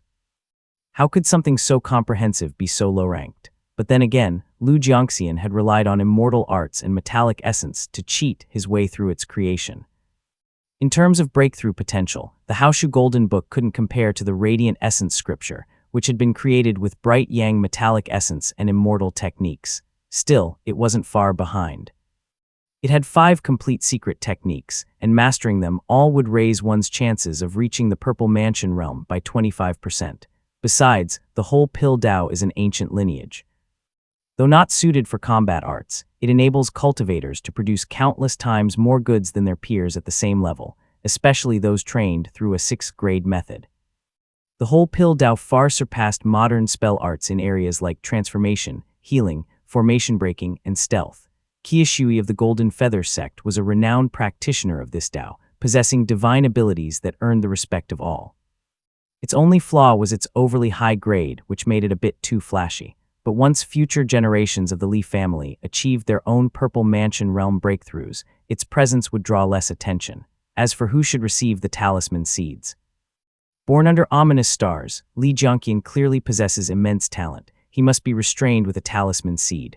Leave him unchecked, and chaos will inevitably follow. Even an empire as vast as Wei's Li, with multiple Golden Core realm cultivators guarding it, couldn't prevent palace bloodshed. How could Lu Jiangxian take that risk? He had long prepared a talisman seed for the boy to collar the beast before it turned. I've already decided. He's not suited for the whole Pill Dao, and he must not study bright yang either. The more he cultivates it, the more twisted he'll become. One day he might suddenly awaken, shatter worldly illusions, and burst forth with a red-eyed white cicada from within, taking flight with terrifying force. That's no laughing matter. Lu Jiangxian wasn't imagining things. This was a real possibility. As Li Xiaowei's cultivation grew stronger and eventually crossed into the Purple Mansion realm, the effect on his second son, Li Jiangqian, would only intensify. His elder brother, Li Jiangao, on the other hand, lacked sentience and couldn't cultivate. Any transformation he might undergo was still centuries away. It was not an urgent concern. With the precedent of Wei's state etched in his mind, Lu Jiangxian had devoted great attention to the brothers Li Jiangao and Li Jiangqian. He had already considered every possible scenario the moment they were born. It would be best to give him this Li fire technique acquired from a grotto heaven, a 6th grade fire technique.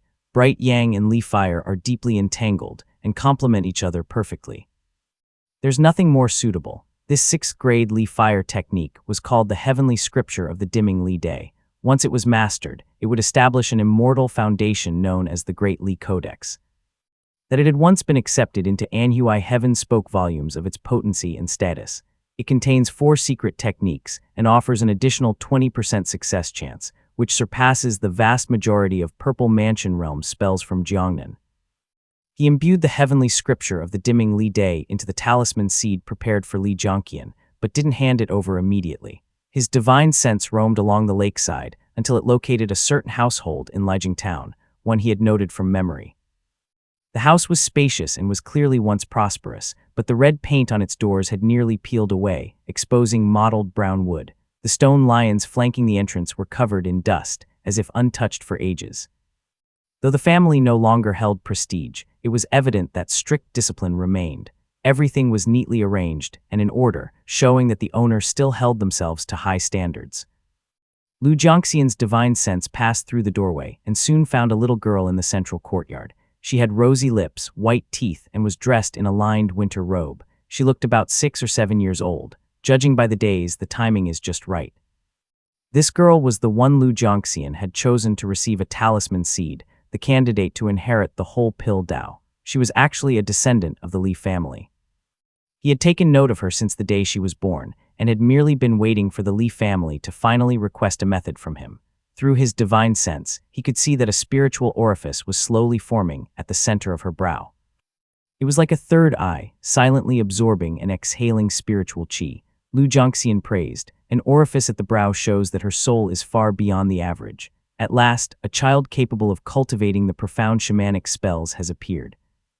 And this pairs perfectly with the 6th grade Haoshu Golden Book. The ancient whole Pill Dao shares great affinity with shamanic spell arts. This is an ideal match. Chapter 969, The Two Eye. After Li Xiaowei finished his prayer, pure light swirled around the hall. Wisps of white qi gathered within the Chang'eming Profound Insight screen, and 2 points of white light emerged from the void, spun once, and blossomed into 2 white flowers that hung suspended in midair, each forming a line of golden script. One read Li Jianqian, the other read Li Xuan. Li Xiaowei and the others offered their thanks, then raised their brows and glanced at Li Qinghong. She appeared visibly stirred as the 2 white flowers drifted down gently, and she reached out to pluck them out of the air. 2 talisman seeds, how unexpected.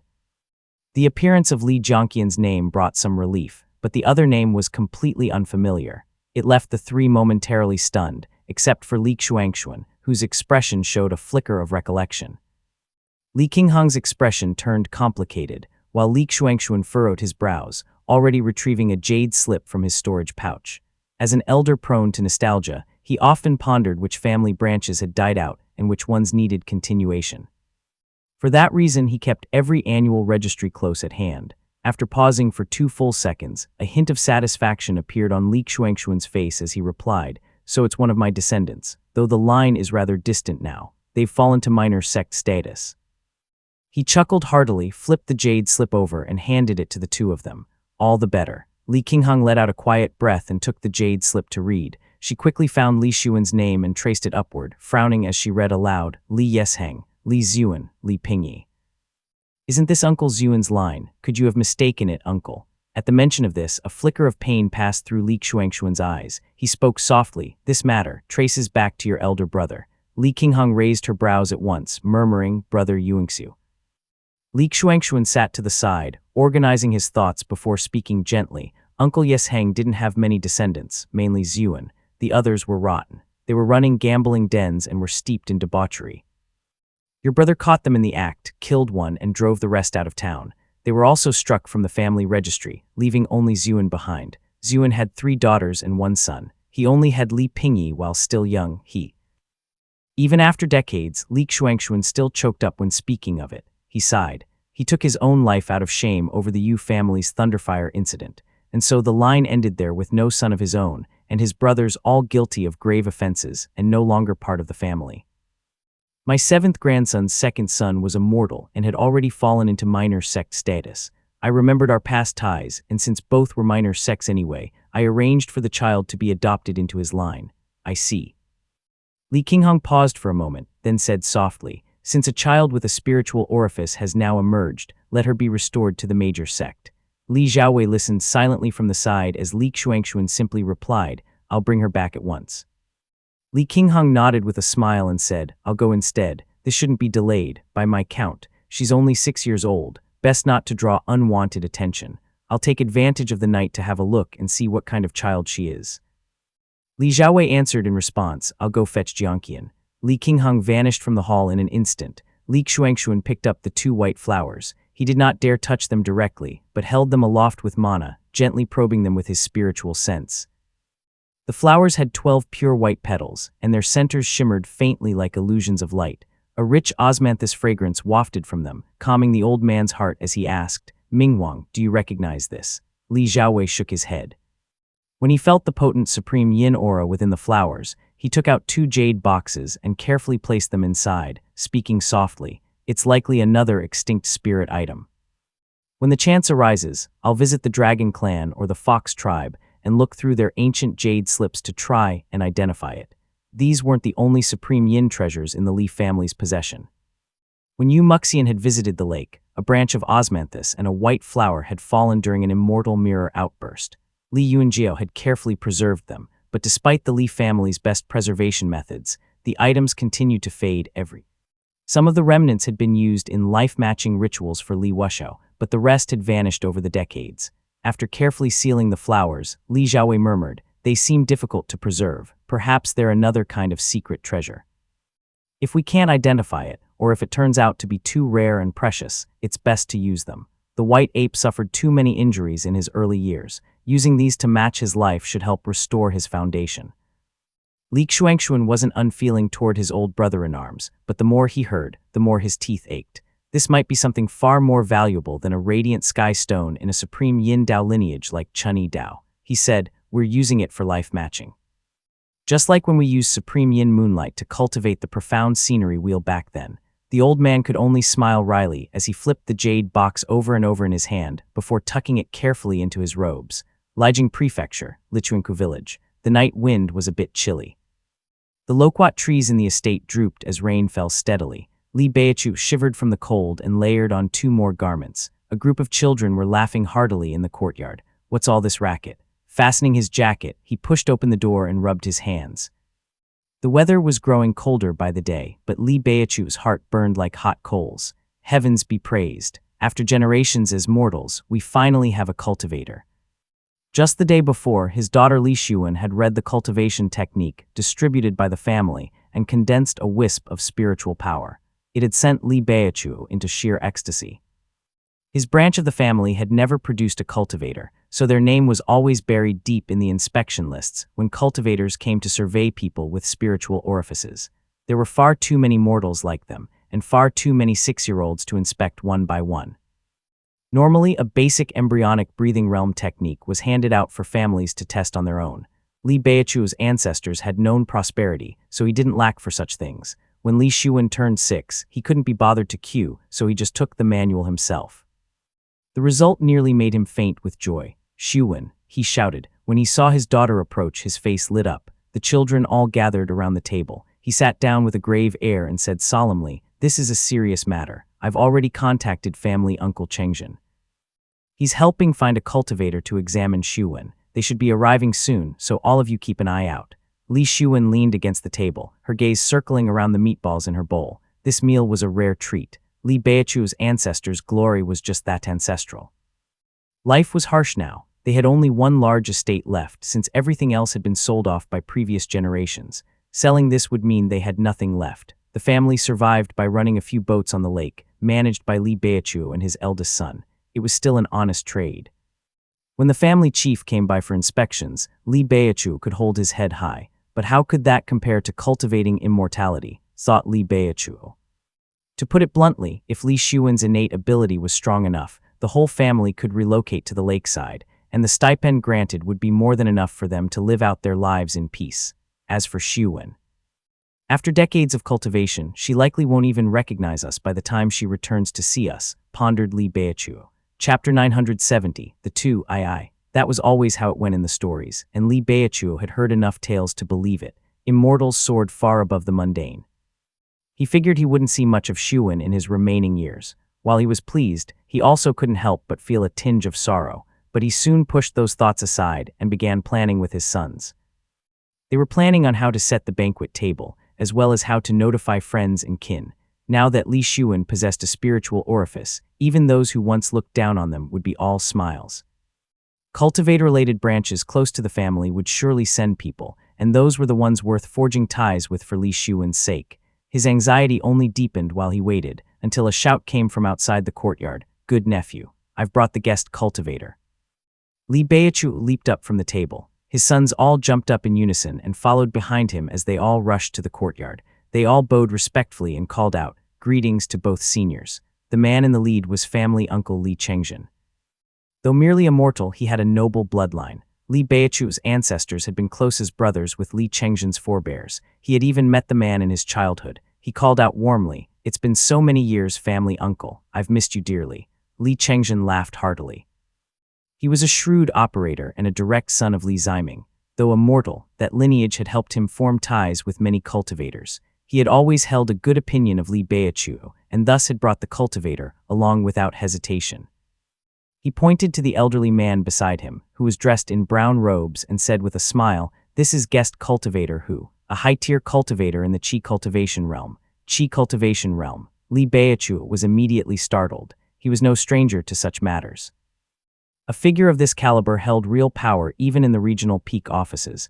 The fact that Li Chengzhen had managed to invite someone like this thrilled him. He quickly said, "Greetings, senior. This place is modest. Please do forgive us."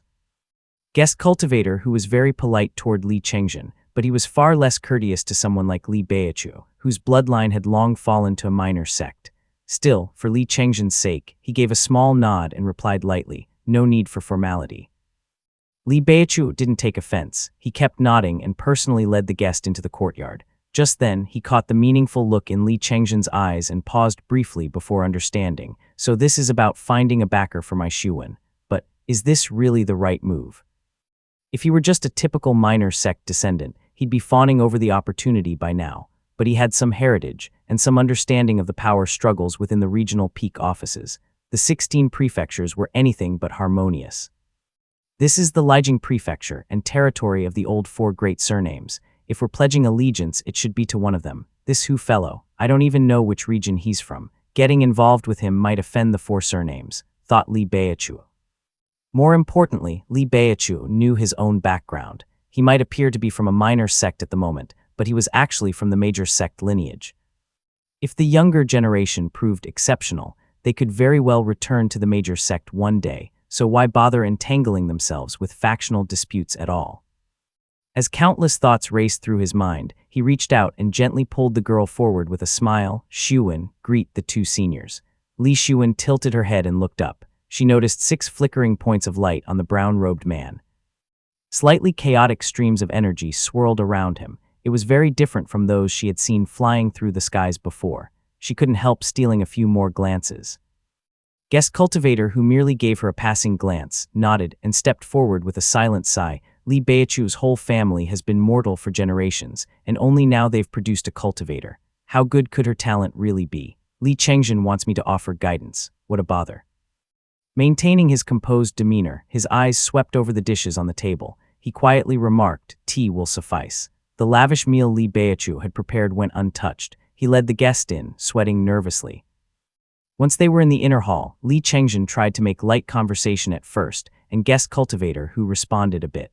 But the moment Li Beichu spoke, the brown-robed man fell silent. Even a fool could see the guest cultivator's clear disdain. The food on the table grew cold as Li Beichu's wife stood helplessly at the end of the hall. In the end, Li Beichu was just a mortal. What could he even talk about with a cultivator? The awkward silence made it impossible to speak. Though only 6, Li Xuan saw everything and felt sorrow welling in her chest. She said softly, I'll be heading out now. Li Beichu let out a breath and was just about to stop her when Li Chengzhen waved her off with a smile. After she left, guest cultivator who, sensing the dissatisfaction in Li Chengzhen's tone, casually asked, how long did it take your daughter to condense her first wisp of spiritual qi? The question gave Li Beichu a small reprieve. He replied quietly, I think, about 2 hours. Guest cultivator who froze for a moment. When he saw the blank look on Li Beichu's face, a wave of alarm rose within him. What? As the adults chatted in the hall, Li Xuan wandered into the back courtyard.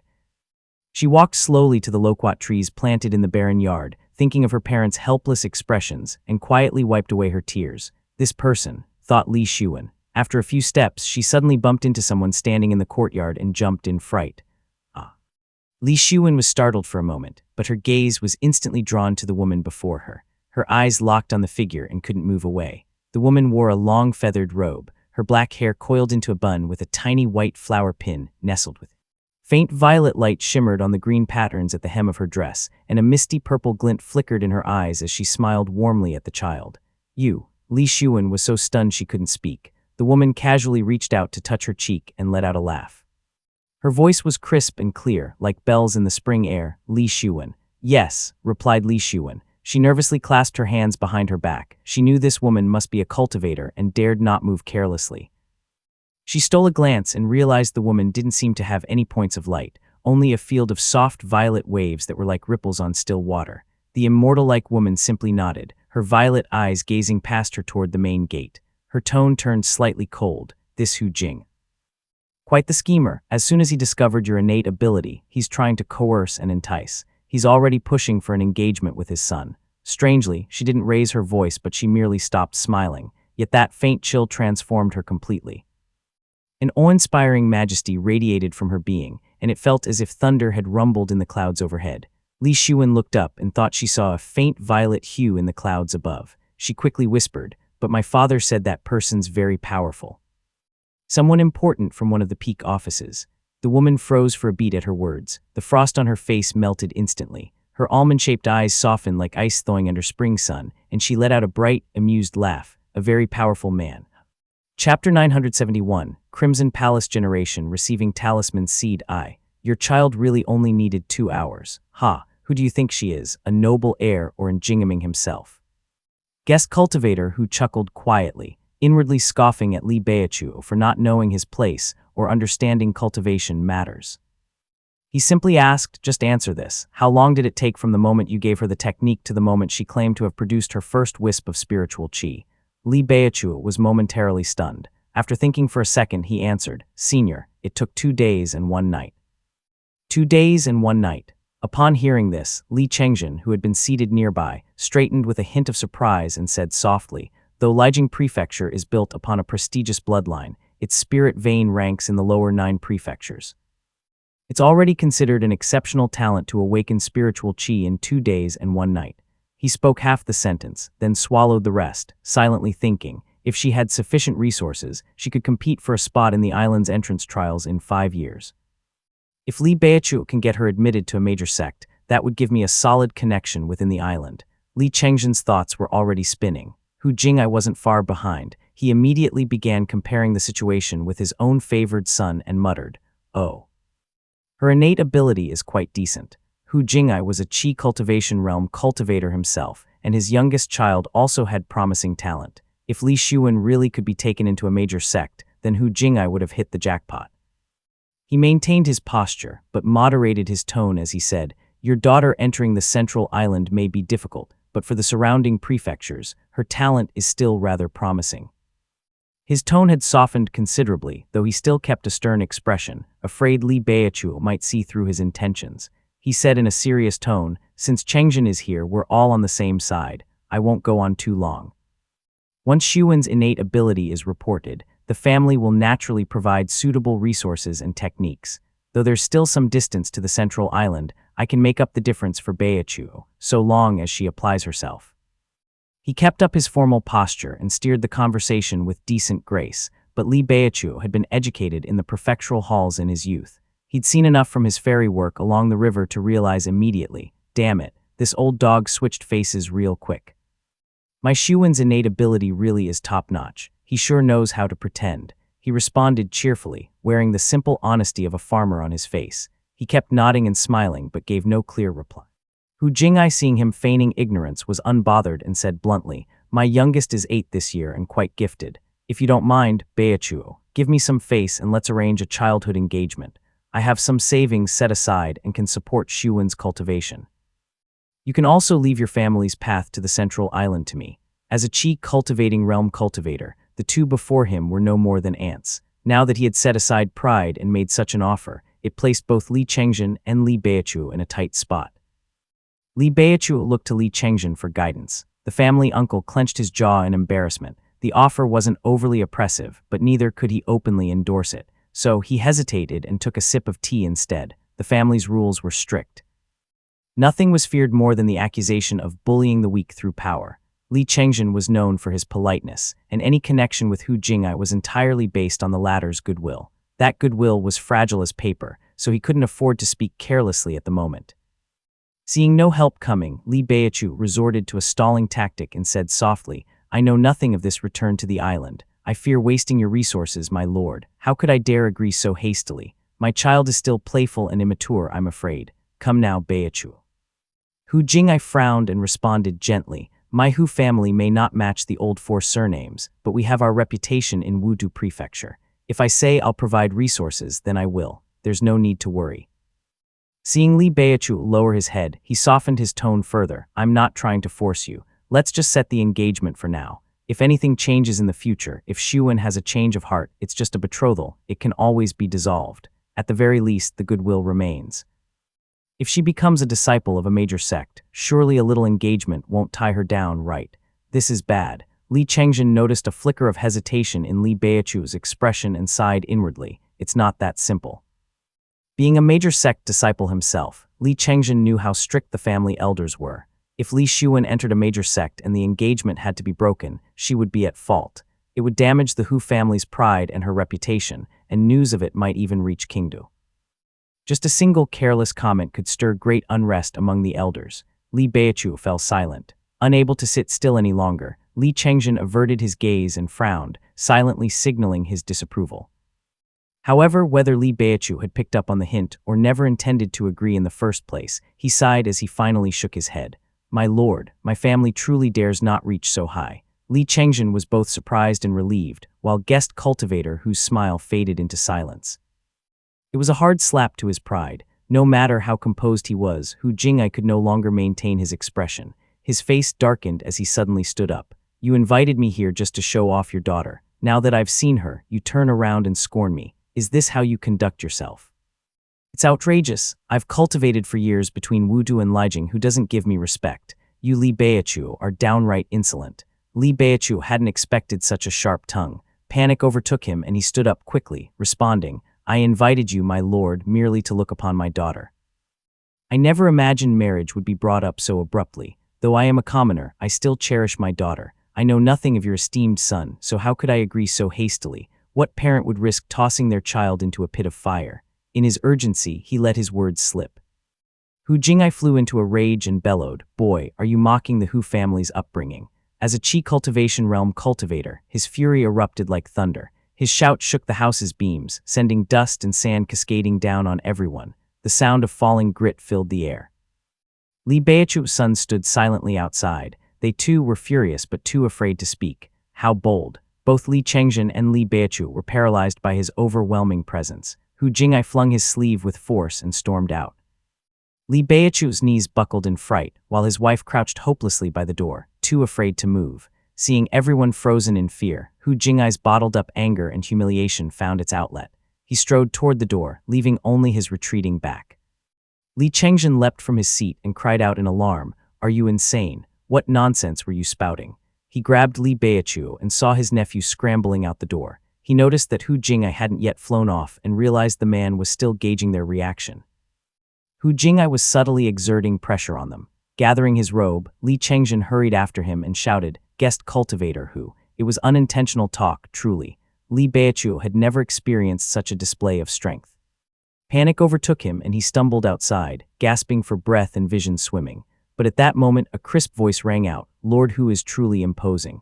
Chapter 972, Crimson Palace Generation Receiving Talisman Seed II. That mocking voice sapped half of Beichu's strength.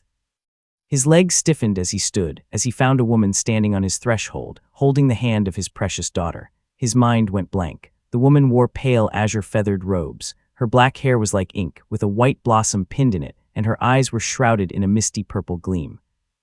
Before he could even fully register her face, he heard a soft thud beside him. Thump! Li Chengzhen, who had shown no fear before, now was as pale as a porcelain vase. He was utterly terrified. His legs gave out like hollow reeds, and his head slammed into the ground, colliding with Li Beichu's waist. The two collapsed into a heap. The world spun around him. Li Beichu saw his family uncle leap over him like a frog and drop to his knees, crying out, Chengzhen greets the honored one. Beichu was a beat behind, and when he looked up, he caught sight of Hu Jing'ai's expression. The bluster, the flaring beard, and glaring eyes were all gone. Only dazed confusion remained as the man collapsed limply like a pile of mud. Guest cultivator Hu, of course, had seen Li Qingheng before.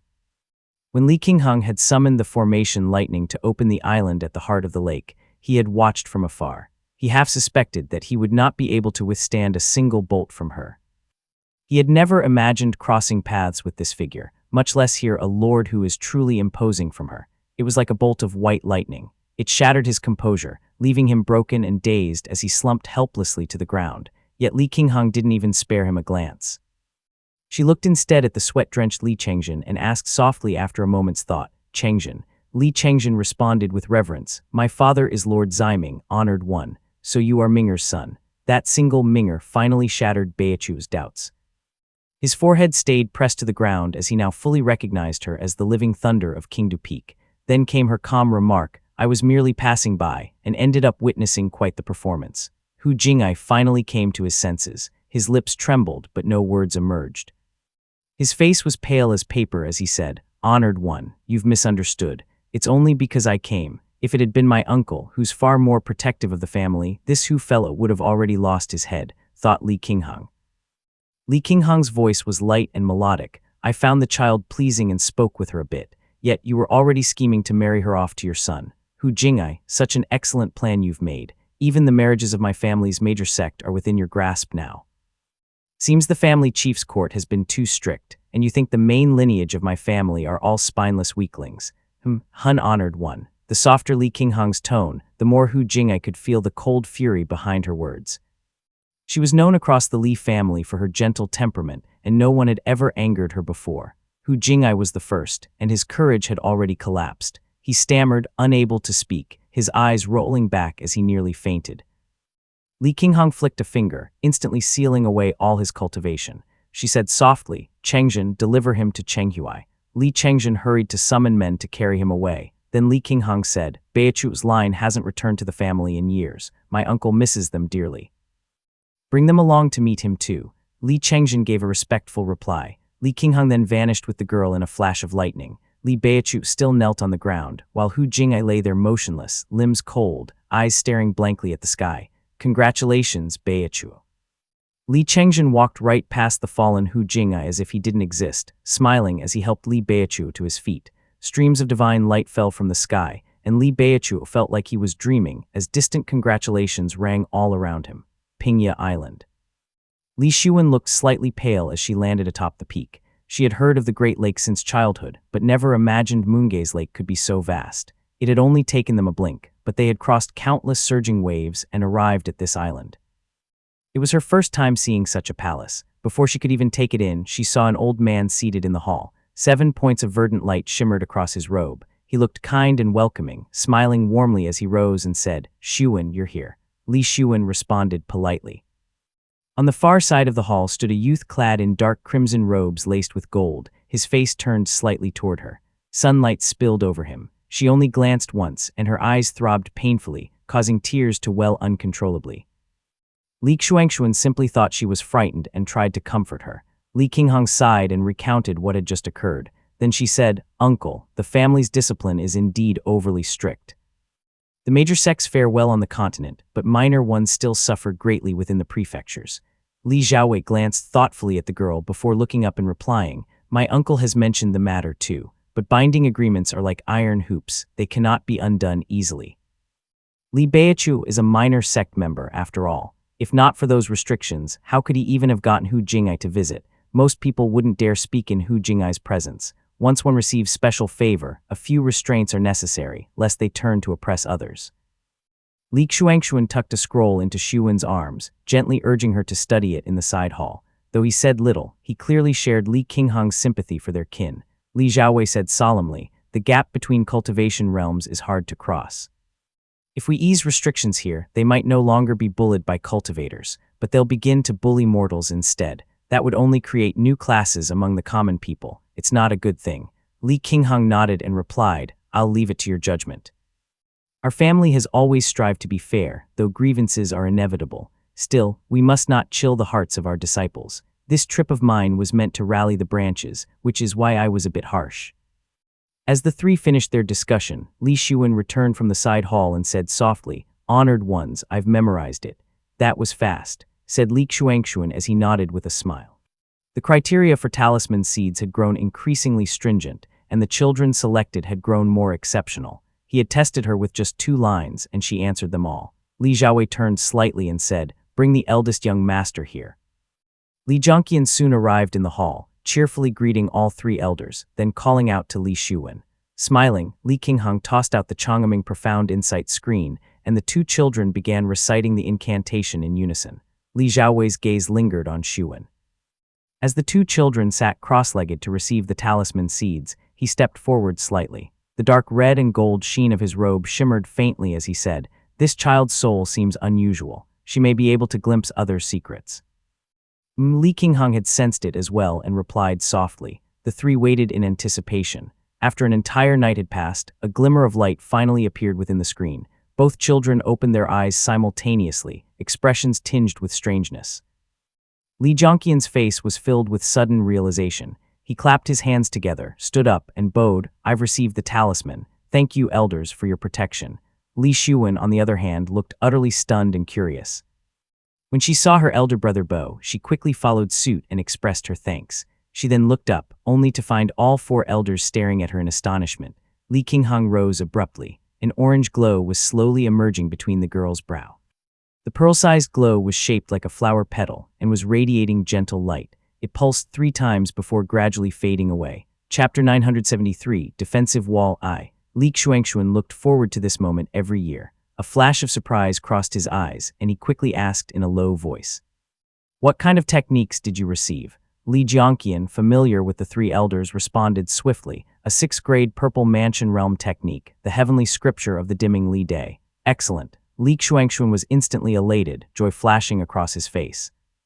A Purple Mansion Realm technique was an incomparable treasure. Li Xiaowei nodded, a faint smile appearing as he spoke softly. "It truly is of the Purple Mansion Realm. How many secret techniques does it contain?" Purple Mansion Realm techniques were known for their length. After a brief moment of thought, Li Jiangqian replied respectfully, "Father, 4 secret techniques." "4," said Li Xiaowei, nodding thoughtfully. Seizing the pause in conversation, Li Xuan spoke in a gentle voice, "Honored elders, I received a 6th-grade Purple Mansion Realm technique called the Haoshu Golden Book, which contains 5 secret techniques, as well as a volume titled Profound Shamanic Spells." Li Xiaowei had expected this and quietly contemplated the names of the techniques. Li Xuanxuan chuckled and sighed, "Good. Our family received spell arts through the talisman seeds. It seems there were only a few in earlier generations. Perhaps these are different." Li Xiaowei nodded, his thoughts still lingering on the 5 secret techniques in the Haoshu Golden Book. My Radiant Essence scripture had 9 techniques, Jiangqian received 4, and Xuan has 5. Could it be that her innate ability surpasses Jiangqian's? That would be a good thing. Li Xiaowei understood his younger son well. The boy had a difficult temperament, but thankfully, he wasn't one to lash out at others. It was good to have someone among the juniors who could act as a counterweight and prevent him from acting too willfully. He finally spoke, his tone solemn. "Jiangqian Xuan, memorize the techniques you've received first." 2 small desks had already been prepared in the hall. The quick-witted Li Jiangqian had already begun writing. Li Xuan wasn't as literate, but thankfully the techniques were within her talisman seed, so she only needed to imitate the strokes and copy them as they appeared. The 2 bent over their desks, scribbling quickly. Li Xiaowei stood silently beside them, watching. As night gradually fell, his brow furrowed deeper, and he muttered softly, "These 2 techniques are vastly different from the Radiant Essence scripture." Li Xuanxuan leaned in closer, and Li Xiaowei said quietly, "It only took me 2 hours to transcribe my technique back then. But now 2 hours have passed. These 2 techniques are far lengthier." Li Xuanxuan stroked his beard, while Li Qinghang noticed a faint tremor in the projection screen, and Siwei's respectful voice came through the screen, "Honored elders, Zai Ziking is waiting on the island." "Very well." Li Qinghang responded calmly, as though it were nothing out of the ordinary, and replied gently, "Please have Taoists I wait in the side hall. I'll be there shortly." The joy on Li Xuanxuan's face faded, while Li Xiaowei said, "This transcription won't be finished in a short while. Please watch over things, my lord. I'll accompany her for a bit." Li Xuanxuan found himself torn. He wanted to see Li Qinghang off, but was also reluctant to leave the 2 children. Li Qinghang spoke gently, "No need to see me off, uncle. It might only dampen your spirits." Li Xuanxuan sighed and turned away. Li Qinghang, unwilling to linger, stepped through the light screen and departed. Li Xiaowei accompanied her through the corridor, where Zai Ziking had already been waiting in the hall for quite some time. The young man, clad in silver robes, approached with a cheerful smile. His round face exuded spiritual qi, and his bright, courteous demeanor made it hard for anyone to feel hostility toward him. He stepped forward and greeted them warmly, "Elder Qinghang." He held out a jade slip, clearly the Purple Thunder secret origin technique. Li Qinghang accepted and began unlocking it immediately. Li Xiaowei also handed over 2 jade slips. The young man took them and said politely, "I've troubled your family many times over the years. Thank you for your patience, family head." Zai Ziking was very courteous. Li Xiaowei retrieved the jade slips and responded politely. The young man simply smiled and added, "Your esteemed family understands the stakes. I've heard of the reputation of honored seniors in the north. Seniors are well known as righteous cultivators. If not for that, I fear someone might have already tried to kill me. Even with talismans on me, I wouldn't have dared step into your formation. You're too kind, fellow Taoist." Li Qinghang's expression was slightly complicated. As they exited the grand hall together, she asked softly, "Fellow Taoist Zai, will you still be on time for your journey to the Eastern Sea?" "Of course, no problem at all." Zai Ziking seemed entirely unafraid of what lay ahead and replied with a grin, "I'll travel leisurely along the way. When the time comes, I'll naturally be drawn into the grotto heaven. There's no need to rush anywhere." "I see." Li Qinghang nodded, then turned to Li Xiaowei and said quietly, "The Han family of Dongliu has fallen on hard times. They've even been besieged on the main island. 2 of their elders died because of matters involving our family. I can't turn a blind. Since I'm heading to the Eastern Sea anyway, I'll resolve their siege along the way. Now that I carry the Dragon Clan's mandate, ordinary Purple Mansion realm cultivators wouldn't dare plot against me. I won't act under the family's name, just break the siege and escort their juniors away." That way it brings closure to what happened with Zai. The memories of her return from the Eastern Sea was still vivid. Li Qinghang had clearly not forgotten the Han family. She drew a jade pendant from her sleeve and transmitted through a secret technique. This was taken from Wang Fu. Before he died, he harbored many grudges against the Taoist masters, and they're all inscribed within this jade pendant. The Grand Formation blocks the Taoist masters from peering into it, so it might still be useful. Keep it safe. Li Xiaowei accepted it, and Li Qinghang said, "There's a spirit persimmon tree in the Quanwu Mountains of Yue State. I came across her once in my youth. Her cultivation was shallow at the time, and she said she had 37 more years to reach the Qi cultivation. She should be only 3 or 4 years away from completing it now. If you get the chance, do go take a look." Li Xiaowei asked carefully for the location and agreed to everything. Li Qinghang smiled and said, "Mingwang, I leave things here to you." "Rest assured, my lady," replied Li Xiaowei. He silently escorted the 2 out of the lake and watched as 2 streaks of thunderlight vanished into the sky. As he returned, the cold night wind bit at him. A thin layer of ice had formed over the lake, rustling faintly in the breeze. Moonlight bathed the vast lake island in silvery white. Li Xiaowei contemplated silently. From now on, I must serve as their defensive wall. Li Xiaowei returned to the quiet hall, bathed in the season's chill. The 2 children had taken hunger-suppressing pills and were seated obediently. Perhaps drawing characters was slower than writing them. Li Jiangqian was the first to hand over 2 thick stacks of paper. Li Xiaowei accepted them gently and scanned them with his spiritual sense. Everything became clear at once, and he was pleasantly surprised, saying, "There are appended spell arts. No wonder it was so much longer." Li Xuanxuan had already read through it and was currently engraving a jade slip with spiritual sense. Though he looked weary, talking about the technique seemed to ease his expression, and he said in a raspy voice, "It's a good thing. Not a single one of these spell arts is mediocre." Li Jiangqian was not inexperienced. Though he didn't fully grasp how rare the spells were, the ranks alone were enough to prove their worth. He replied respectfully, "The 6th grade Heavenly Scripture of the Dimming Li Day, with appended 5th grade Footwork Technique Flame-Stepping Movement, 5th grade Escape Spell Crimson Radiance of Li Sky, 6th grade Spell Art Great Li White Radiance, 5th grade Spell Arts Li Origin Barrier and Supreme Yang Resonance Li Art, 3 4th grade Spell Arts, and various 3rd and 2nd grade Spell Arts." Li Xiaowei relaxed and nodded, having already browsed the contents through spiritual sense. He pondered, these techniques are all Supreme Yang or Li Fire based. They are extremely compatible, but they don't quite feel like they originated from the same manual as the Heavenly Scripture of the Dimming Li Day. Chapter 974, Defensive Wall II. He flipped through the stacks carefully. The technique made no mention of its origins and was extremely concise.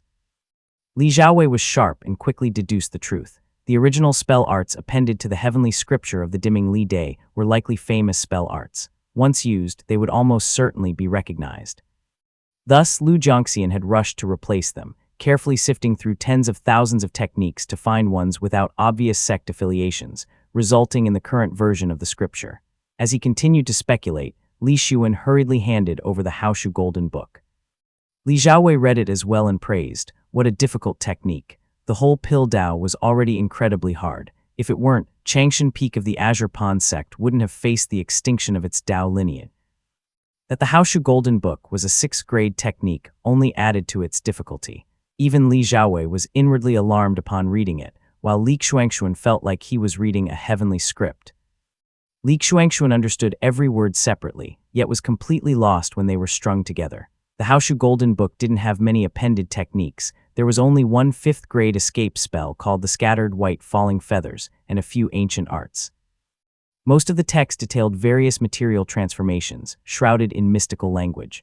As he was reading, a dull boom sounded. A burst of fire flared up from Li Xuan's desk, startling the girl.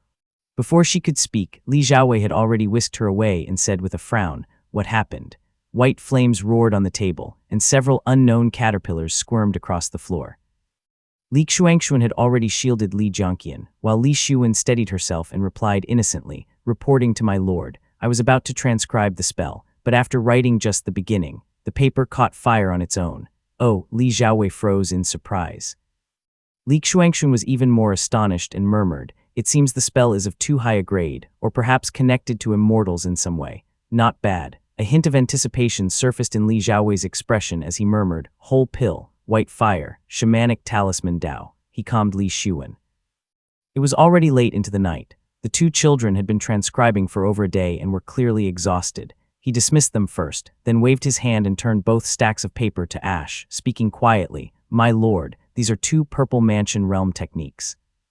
Sensing that he had more to say, Li Xuanxun turned toward Li Xiaowei, who then spoke softly, "I've read the family history. Our forebears toiled and faced hardship along the way, yet over time the talisman seeds grew stricter. At the same time, the cultivation techniques improved. What could be the reason? In my view, it might be tied to the protection of the common folk. The more people our family shields, the better the granted techniques become, and the stricter the talisman's requirements. When we controlled half of Moongaze Lake, we received Purple Mansion realm techniques. Now that the entire lake has returned under our governance, even the accompanying spell arts have arrived." Li Xuanxun nodded and Li Xiaowei said softly, "It's just a theory for now. The truth will reveal itself in time. From what I see, the embryonic breathing realm sections of both techniques are quite refined. The 2 of them are progressing quickly. Let them begin cultivation first." Neither Li Jiangqian nor Li Xuan had been taught the Supreme Yin Breathing Meridian Nourishment Sutra. Their Purple Mansion realm techniques began from the embryonic breathing realm, so Li Xiaowei didn't need to worry further. Li Xuanxun said, "The whole pill Dao of spell arts can only be practiced by someone of the whole pill Dao. On the other hand, most of the Li fire-based spells can be cultivated by anyone. The 2nd and 3rd grade ones can be circulated among the family. Let's not rush." Li Xiaowei looked a little troubled and said quietly, "These techniques have no known origin. We can't tell if any cultivators might recognize them. I'll review them first. Those that follow conventional patterns can be distributed for cultivation. The unusual ones should be held back for now." Li Xuanxun was clearly still preoccupied with thoughts of Li Qingheng, so his mind was clouded no matter how he tried. He nodded and stood up. Li Xiaowei helped the old man up and saw him stroke his beard, his voice slightly hoarse. "Mingwang, go about your tasks. I'll take another walk around." Li Xiaowei watched him leave, then picked up the documents on the table and hesitated briefly before lifting his brush. It took him 15 minutes to finish reviewing them. Then Nsiwei came forward to report, "Your Highness, Lord Qingliao has entered seclusion for his breakthrough." Li Xiaowei paused for a moment and then said quietly, "I know. He told me earlier, go to the Great Desert and bring back Aunt Mingong. Winter, snow whirled heavily across the lake." Li Xiaowei had been busy for over a month, occasionally cultivating the spell Heavenly Radiance, Hidden Light, which was finally beginning to take shape. Meanwhile, Chen Yang, who had labored for years at the northern foothills of Mount Dali, had at last returned to the lake with his entourage.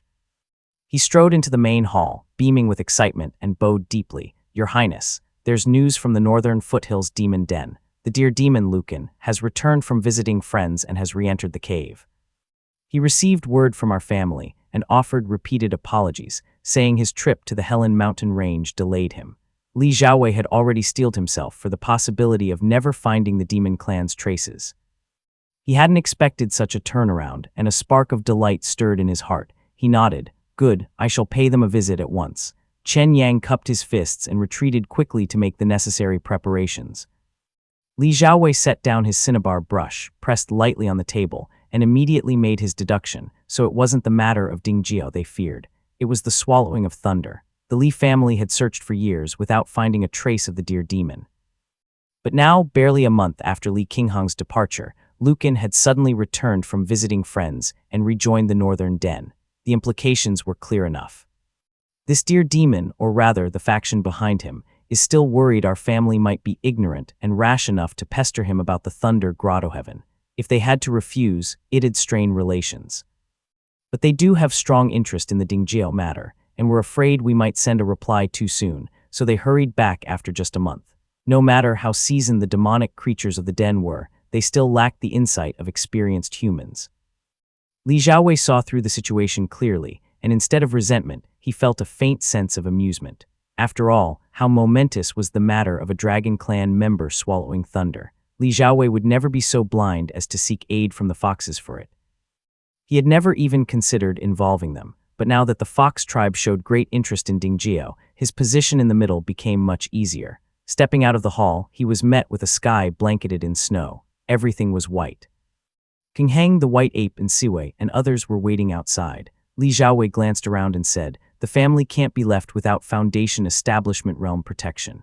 Elder Ape, you stay and watch over the lake. King Heng and I will go on this trip." But then he hesitated, recalling the poor relationship between the Fox tribe and Buddhist cultivators. The white ape, as a demonic creature, was in fact better suited to interact with the foxes. Without the slightest hesitation, he changed his decision and brought the white ape instead. They immediately set off for the northern foothills. Chapter 975, Demonic Kin I. Crack. The snows of the northern sea never melted, dyeing everything in pale hues. Gale winds swept over the mountaintops, where an old man sat unmoving atop a peak. His white jade fishing rod extended deep into the endless blizzard, its crystal line pulled taut, stretching all the way into the boundless icy sea below. Zhao Shooting had remained seated for decades without moving a muscle. The snow and wind swept past him, yet not a single flake touched his robes. His hands were steady as if they had been cast in iron. Muffled sounds came through the blizzard as a figure descended with the wind, 2 rows of medicine pouches swaying from his robes. His hair was streaked with white, and his voice was warm and deep. Zhao Yuanci said, "Greetings, Taoist master." "So you've come, Yuanci," Zhao Shooting murmured, his hands unmoving, and asked casually, "Were the pills delivered to the Li family?" Zhao Yuanci knew full well that nothing he did or thought could be hidden from this old ancestor. He knelt respectfully and replied, "Yes, Taoist master. I have already delivered them. Moved by our past bond as master and disciple, I acted before reporting to you. I beg your pardon." "Very well." Zhao Shooting showed no strong reaction, speaking gently, "You've always thought me heartless, but in this matter your actions were lacking. Sometimes heartlessness is the only way to save someone. You fail to see that as clearly as Tu Longjian does." Zhao Yuanci hesitated to speak further, but Zhao Shooting didn't give him the chance. He said softly, "I knew that the Li family had a purple mansion realm technique long ago.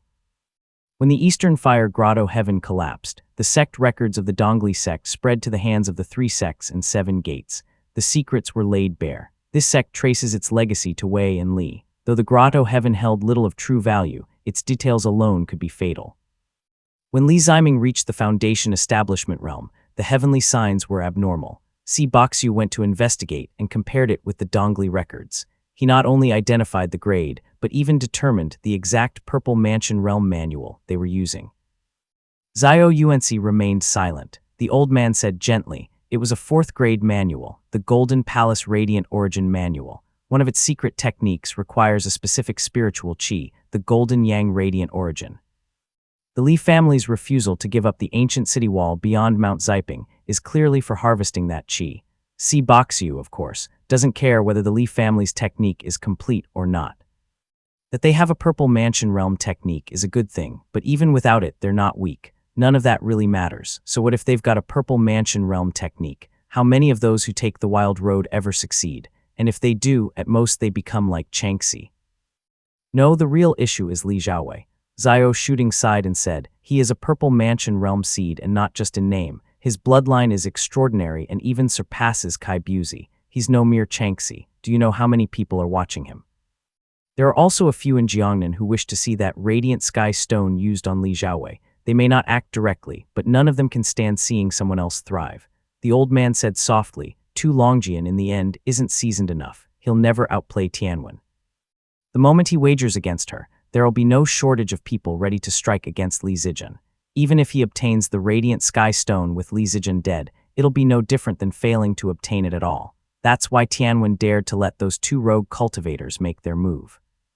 She knew someone would assist them from the shadows." Zhao Yuanci let out a deep sigh and said, "I don't understand." Zhao Shooting replied, "You'll understand when you see it unfold. Li Qingheng has gone to the Eastern Sea and Li Zijian has fallen, so who can stop Li Ziming now?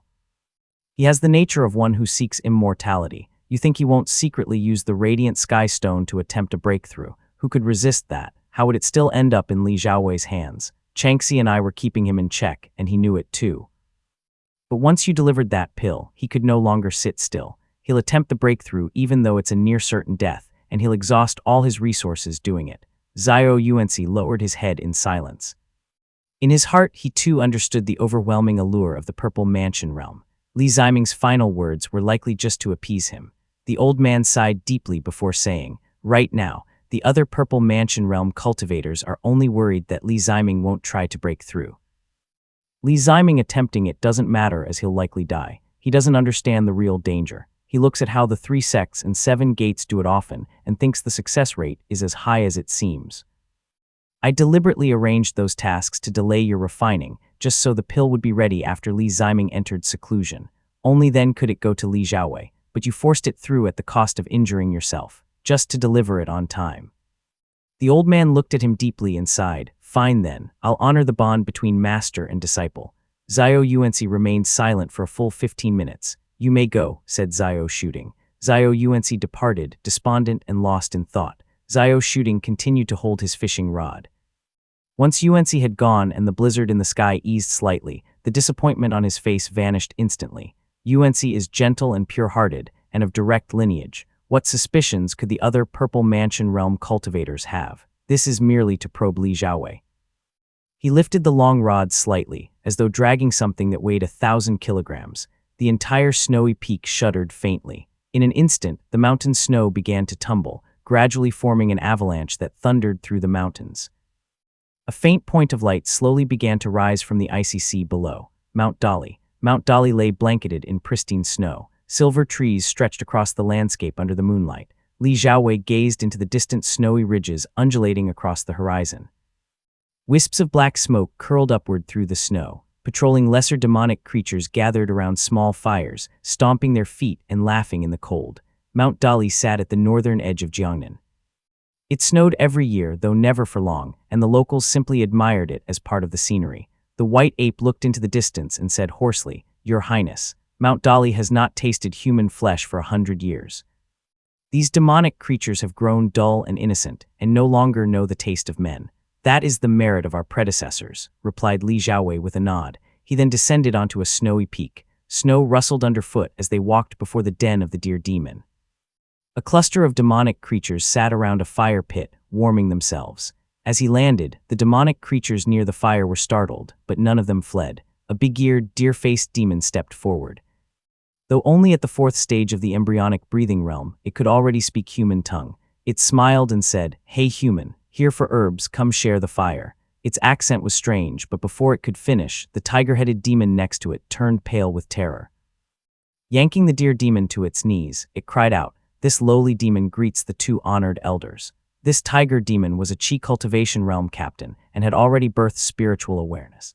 Recognizing the 2 as Foundation Establishment Realm cultivators, one look from the white ape nearly scared the life out of him. He pressed himself flat against the snow as the old ape said, "Go and report. We of the Li family have come to visit the Den Lord."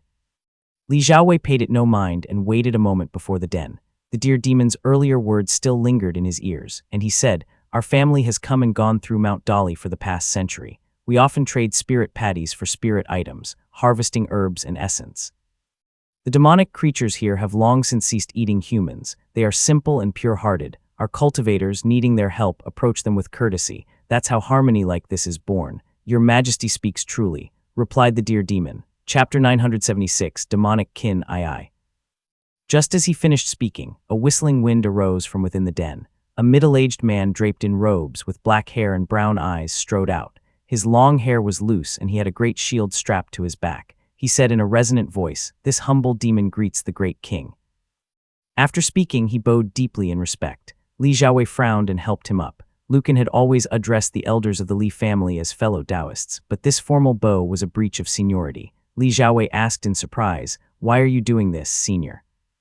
Lucan rose with a smile and replied, "This is another matter. When one sees the white Qilin, one must first offer proper courtesy, thus the bow." Though he smiled warmly, the reverence in his gaze didn't fade. Clearly, like the dragon son Dingjiao, he regarded Li Xiaowei as the white Qilin. The deer demon didn't elaborate further and led him inside the den. It was impressively spacious, with walls white as mutton-fat jade and clean-lined in texture. Lesser demonic creatures knelt respectfully to the side, while beast-skin mats, mostly from wolves and tigers, lined the floor. With a deer demon as the den lord, it's no wonder wolves and tigers are vanishing from the northern range. After they were seated at the head of the table, Lucan's brown eyes glanced at the white ape, and he quickly offered his apologies, saying, I spent the past few years visiting friends in the Helen Mountain Range and then wandered to the southern border. By the time I returned, several years had passed. I truly delayed things. Li Xiaowei didn't believe a word, but responded casually, quickly turning to the real reason for his visit. Our family has received many messages recently, and I'm sure Senior has seen them. I'd like to meet with Senior White Banyan. Do you still have news of the Demon Den? Please help us get in touch. It's already arranged. Lucan laughed heartily, rose with cupped fists, and said gently, "Rest easy, fellow Taoist. I reported to the Demon Den as soon as I returned. The message has already been received, and they've been awaiting your arrival. I'll send for him now." He added softly, "My master has gained great favor among the mighty demonic creatures these past few years. His status within the den has steadily risen. After building a solid foundation, he broke through to the foundation establishment realm, and his talents have now fully revealed themselves. Many demon generals have submitted to him, and he is now a true lord." Lucan had clearly reaped benefits from White Banyan's rise in rank over the years.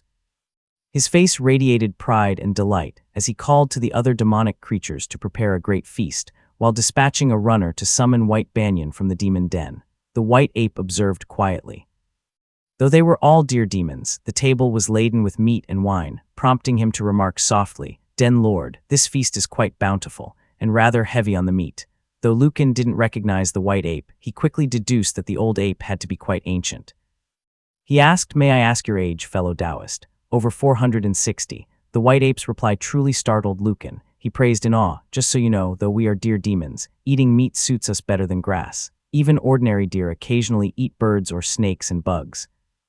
It's all in our nature, and besides." Lucan didn't finish saying, "Most demons eat humans too," but Li Xiaowei had already caught the implication. He clasped his hands behind his back in silence. It was clear that Lucan had mistaken him for a fellow demon. Otherwise, he would never have choked back those words at the last moment. "Lucan." As the white ape and Lucan conversed merrily, a loud shout rang out from outside the cave. A streak of purple fire stepped across the sky and landed in the cavern, revealing a youth dressed in a long blue-green robe with wide sleeves. A string of gleaming silver beads hung from his neck and shoulders. His brows were slightly narrow as he called out, "I'm here." Lucan hurriedly moved to bow. The youth strode forward, smile fading slightly as he glanced at Li Xiaowei, a trace of puzzlement in his eyes as he asked, "You're that white Killen, right? I heard Li Zijian has died." "Li Zijian is my granduncle," replied Li Xiaowei. With that reply, White Banyan sorted out their generational relationship and said, "I went into seclusion, and decades passed in a blink. Your family's cultivators have changed batch after batch. Though humans have short lifespans, I think calamity causes more death than age ever could. Your family truly carries the bright Yang lineage. My lord in the den mentioned you and said you were a white Killen. Now that I see you, I agree." White Banyan warmed up quickly and grew casual.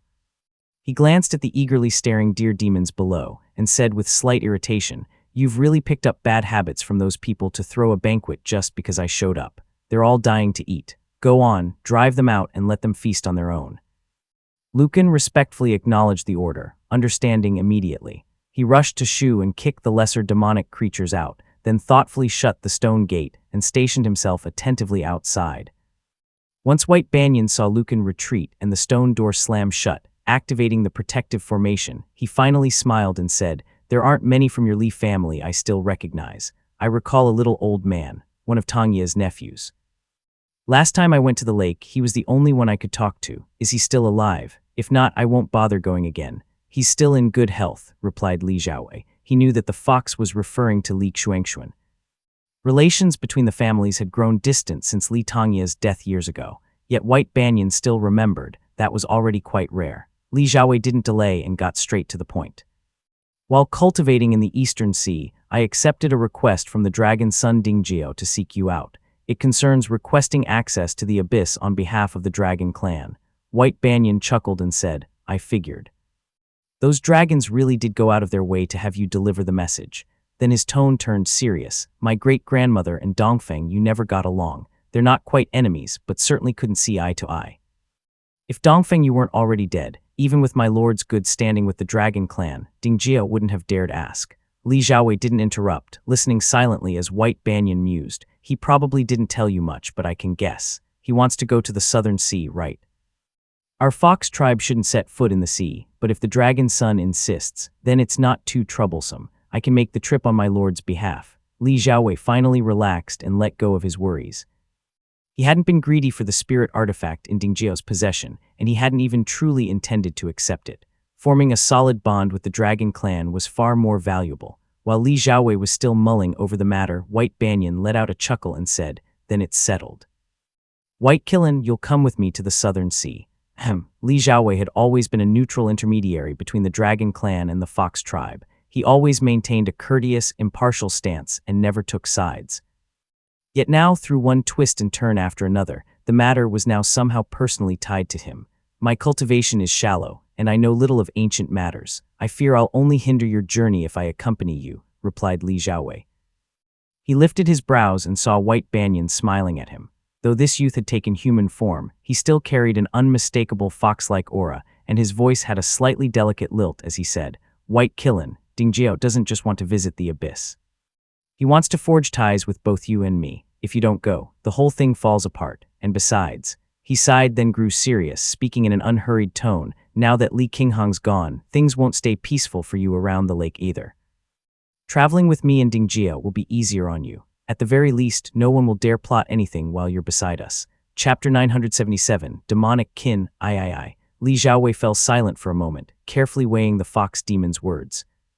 The demon den at Mount Dali had always maintained friendly ties with his family. There were even rumors of their favor. At the very least, White Banyan clearly valued his friendship with Li Tongya. Li Xiaowei hesitated for a moment before speaking. "Many thanks for your guidance, senior.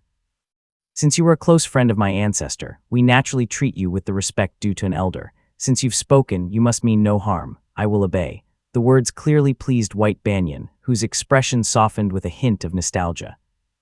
Li Xiaowei paused, then asked with a puzzled tone, "I may have some innate abilities, but I come from a declining line. It's only natural for the dragon's son Ding Jiao to befriend you, senior. But what's the reason for befriending someone like me?"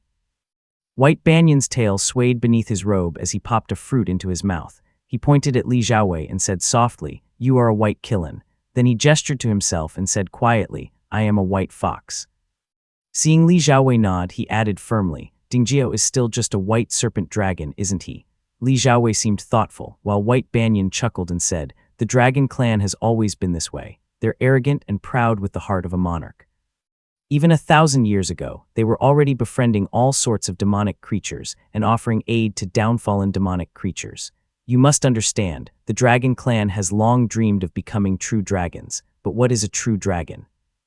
Their ambition is immense, and they fancy themselves demon emperors, seeing all of their kind as subjects. So of course there are benefits if one of them commands a White Killen." He paused, his expression growing contemplative as he muttered, "I recall a Taoist master once saying, that Guo Shentong fellow, he too received plenty of aid from the Dragon Clan." Li Xiaowei nodded on the surface but still felt uncertain within. For now, he could only go along. After a moment of silence, he finally exhaled and said quietly, "But I am human." White Banyan let out a snort, his smile slowly fading. His tone grew solemn as he spoke softly, "A White Killen makes no difference." His words echoed through the den. The old ape lifted its head to glance at him, as White Banyan continued in a slightly thinner voice, "Once you've reached the Purple Mansion realm, this body of yours is merely flesh. Any ordinary Purple Mansion realm cultivator can reshape their form at will. Male or female, it's all the same. If you don't wish to remain human, molding yourself into a bird or beast poses no difficulty. In the Tao of transformation, beast or man, both are simply me. What difference is there?" He gave the youth before him a long, deliberate look and added softly, "You are even more unusual, as you carry the Wei's Li bloodline. To be blunt, you are a descendant of a true monarch. When your cultivation reaches its peak, you will become a White Killen. Once a divine ability settles upon you, all it would take is a single thought, and you can transform into a true White Killen in an instant. How could a White Killen form possibly compare to that of a human? The Wei's Li royal family of old were all the same. They roamed the world in their beastly forms, only transforming into human shape when necessary, just as demonic creatures do." His fox-like eyes blinked once as White Banyan sipped his fruit wine and said, "The difference between man and beast was never that great to begin with. And you are a descendant of a Golden Core realm cultivator, of a true monarch. A true monarch is a being of heaven and earth, beyond the distinctions of man or beast. The moment one becomes a true monarch, they cease to be human. You bear their blood, so you naturally carry their nature. The fox demon let out a laugh as he pointed upward and said, "Take the pristine water true monarch, for example. With a single thought, he becomes the very waters of heaven and earth. In the blink of an eye, he can sweep through every green pool north and south." Do you think he truly believes himself to be human? He is pristine water, and he is the green pool. He is the cave spring and the tribulation dew. Even a feathered serpent or azure serpent dragon, even talismans and incantations. His centuries of cultivating in human form are but a single drop in the pool. Li Xiaowei listened in silence. When White Banyan finished, he responded softly, "There's no need to dwell on this. All cultivation ultimately returns to essence and destiny. If one day you attain metallic essence, you'll grasp these mysteries more clearly."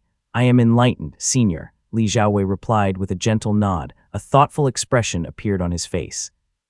White Banyan nodded in turn, his solemn demeanor vanishing in an instant as he chuckled and said, "That's how my lord explained it. I was listening nearby and made sure to take notes. I thought I'd share a bit with you. Then please convey my thanks to your lord." Li Xiaowei offered his thanks. White Banyan laughed and said, "Then let's not waste time. Let's head to the Serpent Dragon Palace together. The bicolor scaled beast is fast, so you won't even need to fly yourself." Li Xiaowei replied, "Please allow me a moment to settle matters at home. I'll join you shortly." But White Banyan was already brimming with excitement. He rose swiftly, flicking his blue-green robe and said, "No matter, I'll go with you. It'll give me a chance to see that old man too." Waves surged across the eastern sea as a streak of silver and another of purple lightning tore across the sky. The silver-robed youth looked up as if admiring the unique beauty of the eastern sea and said with a smile, "Senior, I've heard there's a Miao family in the southern sea whose thunder arts are especially unique. Are you familiar with them?" Li Qinghang had quite a bit of history with the Miao family and replied softly, "I've crossed hands with them twice. They're no weaklings. Back then, I was still inexperienced and even suffered a few losses. Perhaps we'll run into them again in the grotto heaven. Their family is quite unusual and cultivates devil techniques. They are truly one of a kind under the heavens." Li Qinghang and Zai Ziking had flown for over half a year before reaching the territory of Dongliu Island. The land was stained in hues of red and black. The once smoke-filled skies had calmed significantly, and most of the surrounding islands had already fallen. The islands lay charred and blackened, with no trace of mortals to be seen. A few dilapidated grand formations were now in the hands of cultivators, and rubble littered the ground. The main island of Dongliu remained relatively stable. Though it had been under siege for 5 or 6 years and looked utterly bleak, it had not yet collapsed. The cultivators encircling it didn't seem to be in a hurry, taking turns to slowly grind away at the grand formation protecting it. In the inland regions, where orthodox sects once held sway, campaigns like this were usually swift and decisive. Dragging things on for years was rare, but the Eastern Sea lacked any real code of conduct or honor. Here, everything revolved around profit. A slow grind was more fitting for such people. Surprisingly, no one noticed as the two of them flew to the edge of the main island. The Foundation establishment realm cultivators stationed there were clearly unremarkable. They were typical reckless types who had clawed their way up through brute effort and bloodshed. They hadn't trained in any perception arts, so it was only natural that they remained unaware of the Du's arrival. Zai Ziking watched for a while and then smiled. "Senior, will you make a move? I have decent cultivation myself, so I can lend a hand if needed. Just a bunch of rogue cultivators." "No need," replied Li Qinghang. She wasn't troubled by these people. The cultivators besieging the Han family were clearly a loose alliance of nearby factions. They were united in name but divided in truth and far from formidable. Otherwise, the Han family wouldn't have held out for this long. She was contemplating the best way to resolve things without bloodshed, but Zai Ziking had already noticed her hesitation and said with a smile, "That's not hard at all. I'll chase them all off, and you can just free the people afterward." Chapter 978, The Heart of All Under Heaven I. The youth brimmed with confidence, as if dispersing these rogue cultivators before them was a mere trifle. Li Qinghang was slightly surprised and softly said, "Fellow Taoist, you're..." Zai Ziking laughed quietly, shook his silver-white sleeve, and retrieved a gleaming miniature carriage no bigger than his palm. 2 small white and blue flags adorned it, each etched with talismanic symbols. He chanted under the command of the Profound Thunder Division, "By decree of the Northern Palace Chariot of Thunder, ride the lightning, heal the world and purge afflictions." The thunder chariot shuddered, instantly coming to life like a pouncing tiger. It then expanded to the size of a house. The 2 blue and white thunder flags fluttered high, crackling with silver lightning, stretching 9 meters with the wind. The Tao of profound thunder commands wind and rides thunder. Dispersing a crowd of cultivators is nothing at all. Thunderclouds billowed across the sky as tempests swept over the sea. Zai Ziking leapt onto the thunder chariot, tightened the silver reins, and ascended amidst the storm, calling out in a clear voice, "Senior, just give me 10 seconds." The sea surface had turned into a maelstrom of gales. They were now surrounded by murky darkness, and visibility was down to nothing. Only the ancient, imperious thunder chariot blazed with silver brilliance, its 2 thunder banners trailing behind like serpentine bolts of lightning. Zai Ziking resembled a god of thunder with gleaming silver robes and an awe-inspiring presence. That's right, he hails from the renowned Purple Mansion realm immortal family of the Northern Sea. His lineage likely traces back to the Thunder Palace. He's no ordinary man, thought Li Qinghang. The youth was young, modest, and respectful, with no extravagant ornaments upon him. For a moment, Li Qinghang had forgotten his esteemed background, but seeing this chariot now, its grandeur nearly rivaled that of Chuoba Changyuan in his prime. The Thunder Arts families and sects of the Northern Sea truly are remnants of the old Thunder Palace. This majestic thunder chariot is proof enough. In a flash, Zai Ziking had already ridden the storm forward. Dongliu Island was now cloaked in gloom, and the cultivators unable to see their hands before their faces. As they looked up, bolts of silver lightning descended from the heavens, sending them into a panic scramble. This group had been a haphazard gathering of various cultivators. Terrified, they quickly scattered. The 3 Foundation establishment realm cultivators shot into the air in outrage, curses on the tips of their tongues, but their expressions changed upon seeing the esteemed and overbearing chariot. Hesitation took hold, and none dared approach. Zai Ziking formed a hand seal and cast his spell, pulling thunder down on the 3 men's heads like tearing a sheet of white cloth. He spoke coldly, "The Eastern Sea is full of nothing but devil cultivators." The 3 were rogue Foundation establishment realm cultivators from the Eastern Sea. One was brimming with bloodthirst, while the other 2 were cloaked in murky qi. None could endure the might of this profound thunder, and were immediately scared out of their wits, crying out miserably as they turned tail and fled. Though Zai Ziking's spell art seemed casual, its grade was exceptionally high. Thunder was swift by nature, and the 3 men fled bitterly as they let out billows of black smoke. Zai Ziking was genuinely startled. What pathetic cultivation. Though vast, the Eastern Sea is the Dragon Clan's territory. Its endless underwater treasures are untouchable, with only a few isolated islands. What resources could they possibly have? But even as he was weighing this in his mind, the 3 cultivators had no thought of fighting back. Survivors from the Eastern Sea were all cautious, so when faced with such an overwhelming display and a chariot this regal, anyone could tell he was of immortal family lineage. None dared utter a word as they flew off with heads lowered, praying he wouldn't give chase. He had only meant to restrain them for a while, but had underestimated his own strength. In a flash, they had been cleanly routed, leaving the Dongliu Island sea region empty. After circling through the air on thunder and storm a few times, he reluctantly stowed the chariot away. "Impressive strength, fellow Taoist," said Li Qinghang as she stepped forward with a smile. Zai Ziking looked slightly embarrassed. Just then the formation beneath their feet flickered, and an old man in a red robe flew out, casting a cautious glance before calling from afar, "May I ask which senior stands ahead?" As this was the Li family's matter, Zai Ziking said nothing and tilted his head slightly. Li Qinghang merely nodded and didn't reply. After 2 glances, the old man suddenly understood and hastily approached. "So it was." "Ahem," Li Qinghang cut him off.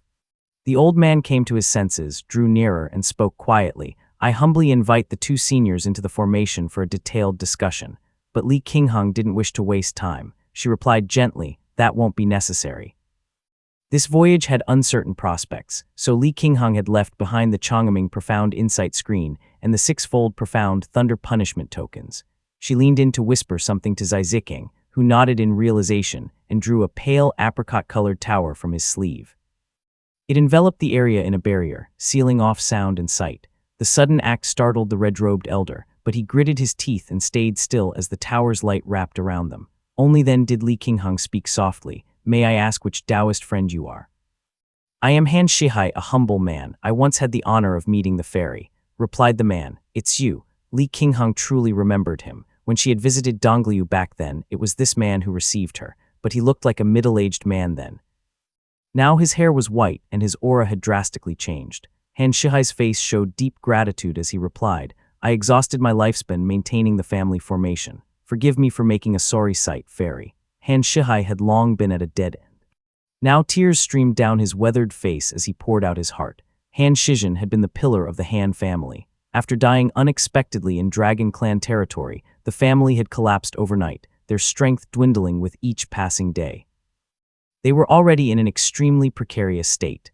The Han family ancestor had been secluded in cultivation, seeking to break through to the Purple Mansion realm by the Earth Virtue Tao of Earth returning, but the anomaly of falling water rising storm had caught him off guard. He barely lasted a year before perishing in a cascade of celestial signs. The surrounding families had then risen in force. One by one, the remaining Foundation Establishment realm cultivators of the Han family had died. Only Han Shihai and a female cultivator remained, cornered on the island, ready to sacrifice the whole family just to survive themselves. But even if Han Shihai had pondered for 10 days and nights, he'd never have imagined that Li Qinghang would be the one to come to their rescue. Caught between overwhelming joy and sorrow, tears streamed down his face, and he nearly fell to his knees in gratitude. Li Qinghang merely helped him to his feet and said softly, "Your family has operated in the Eastern Sea for years. Do you have any intelligence on the Miao family of the Southern Sea?" Han Shihai didn't ask what she wanted it for. After a moment's search, he took out a jade slip from his storage pouch and replied solemnly, "My benefactor, the Miao family once had business dealings with us. Everything we know is contained within this jade slip." Li Qinghang took it without much ceremony and said gently, "Good. We only frightened them off. You'd best arrange for your family to withdraw immediately. Any further delay, and those families may return to hunt you down once we leave." Chapter 979, The Heart of All Under Heaven II. Han Shihai was completely dumbfounded. He had long been prepared for the Han family to be absorbed into the Li family. He had even behaved like a subordinate just now, yet Li Qinghang's words shattered all those plans in an instant. But why help my family for no reason, thought Han Shihai. A century's worth of survival in the Eastern Sea failed him completely at this moment. He stared blankly at Li Qinghang and muttered, "Fairy, you first shielded us before the immortal sect, and now saved us from the fire and flood. How can my family simply turn and walk away?" Li Qinghang gave a faint laugh and asked, "You're a cultivator of the Eastern Sea, and you say something like that. I'm telling you to leave, and yet you won't go. Do I need to carve off a piece of you to make you feel at ease?" When she saw the abject confusion on his face, she adopted a more serious tone. "The deaths in your family do bear some connection to ours. Our ties remain, and your family's sudden downfall is no more than a matter of lending a hand. Elder, say no more. Take your people and go at once." Han Shihai heard the sincerity in her words. Choking up, he said, "Fairy, your kindness is as weighty as a mountain. My life is nearing its end. I may fall within days and cannot repay this grace, but the Han family shall never forget this life-saving favor. If there is another life, we shall repay it, even if bound by grass and ring." Rescuing the Han family was a matter of old ties, but Li Qinghang had no desire to be too entangled. She replied softly, "My family also walks on thin ice. I, Qinghang, likely won't see that day. Go find another path to survive, and do not mention the Li family, lest it bring misfortune to your esteemed family." Han Shihai was overwhelmed with grief. Covering his face, he took his leave, returning swiftly to the island. The spirit boats rose and fell, and his group departed in a flurry. Only after they disappeared from sight did Li Qinghang and Zai Ziking rise together upon lightning. The youth seemed deeply shaken, flying in silence for a long while. Li Qinghang paused, then asked, "Fellow Taoist, have you heard about the Thunder Palace? The whole realm seems to be in an uproar." "Of course I have," Zai Ziking replied absent-mindedly. "The immortal lord left this world, and 2 cultivators attained earth virtue fruition simultaneously. The sects and families have been bound for too long, so now that heaven and earth act in unity, the 12 Thunder Palaces naturally collapsed. There's really nothing more to say."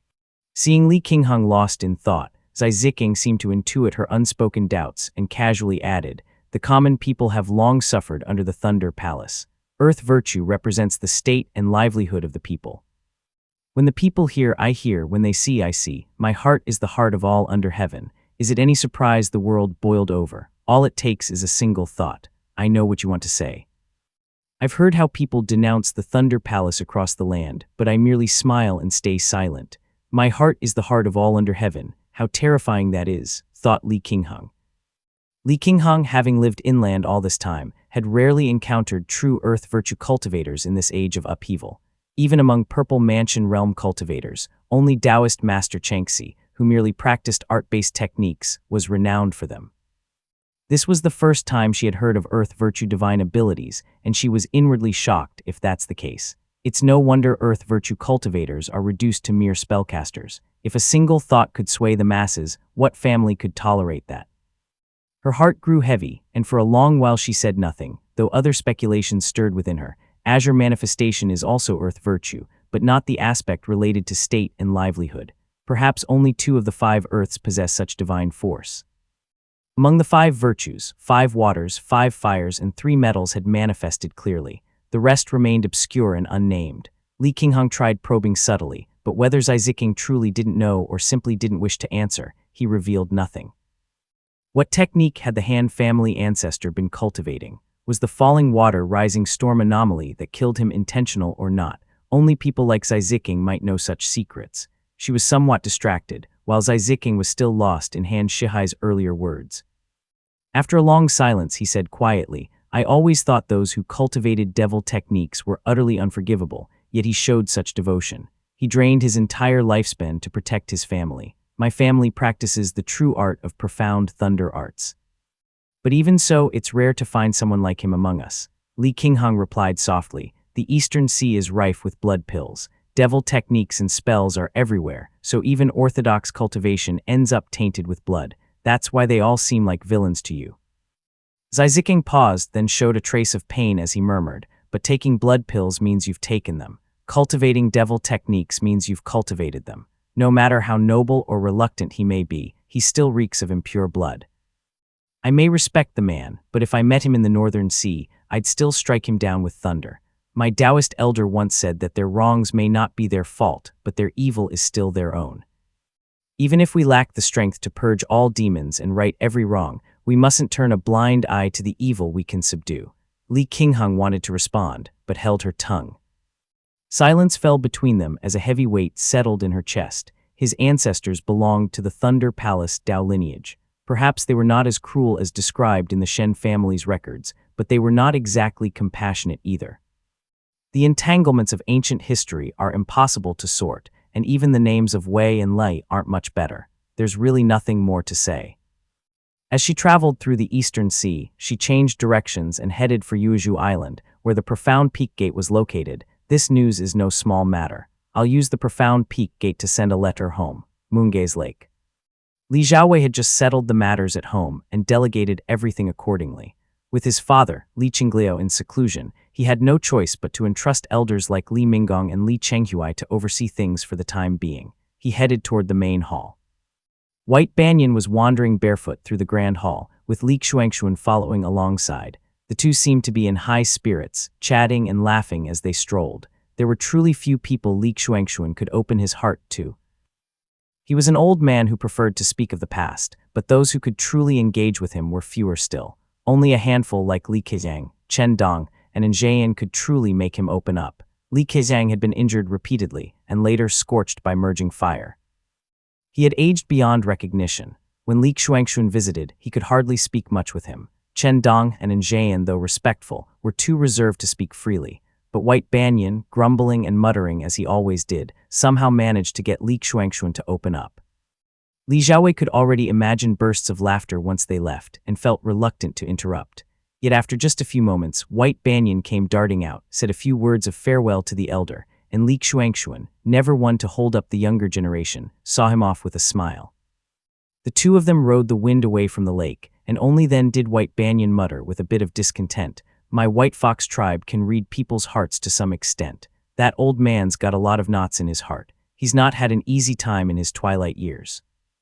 A rare hint of gloom passed across Li Xiaowei's face. Meanwhile, White Banyan rummaged through his sleeve for a Dharma artifact, still muttering, "You'd better cultivate properly. Don't go out picking fights just to prove yourself. Those who do always end up dead. Don't be like your elders either, throwing away their lives for their own pride. Live longer so the old man doesn't have to mourn again." "I understand, senior," Li Xiaowei replied with heartfelt sincerity. White Banyan tossed a spirit boat into the air, which transformed into a plain wooden cart in an instant.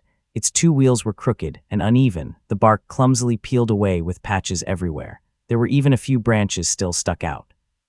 White Banyan introduced it proudly. "This is my demon cart. Back in the northern foothills, I used it to ferry the younglings of my tribe. Later, after moving into the den, I casually refined it into a Dharma chariot. You're the very first white Qilin to ride it. Right. Li Xiaowei found it rather odd. This was his first time seeing someone travel in a pushcart. He sat cross-legged inside while White Banyan landed beside him, grinning broadly for some unknown reason. He then summoned an azure gale gust. "Let's go," shouted White Banyan. Chapter 980, Southern Sea I. Though White Banyan's cart looked unremarkable, it was anything but slow. In just over a month, they were deep within the southern border as they galloped forward on an azure gale. Then, several demonic creatures appeared to block their path.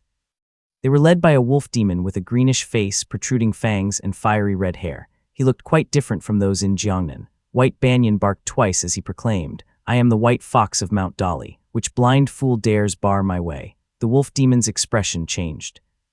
Its already ugly face wrinkled further as its four eyes widened. It called out, "So it's Grandpa Fox. Forgive us, forgive us. Since you're passing the ridge, why not visit our great lord's place? I'll fetch some hot tea and invite you to enjoy a few blood buns." White Banyan glanced at him and asked suspiciously, "Which backwater mountain is your lord from, to dare invite me over?" The four-eyed wolf demon replied respectfully, "He is the Black Ape General under the Lord of Mount Bifu, residing in Black Lacquer Ridge. Scram, scram, annoying pest."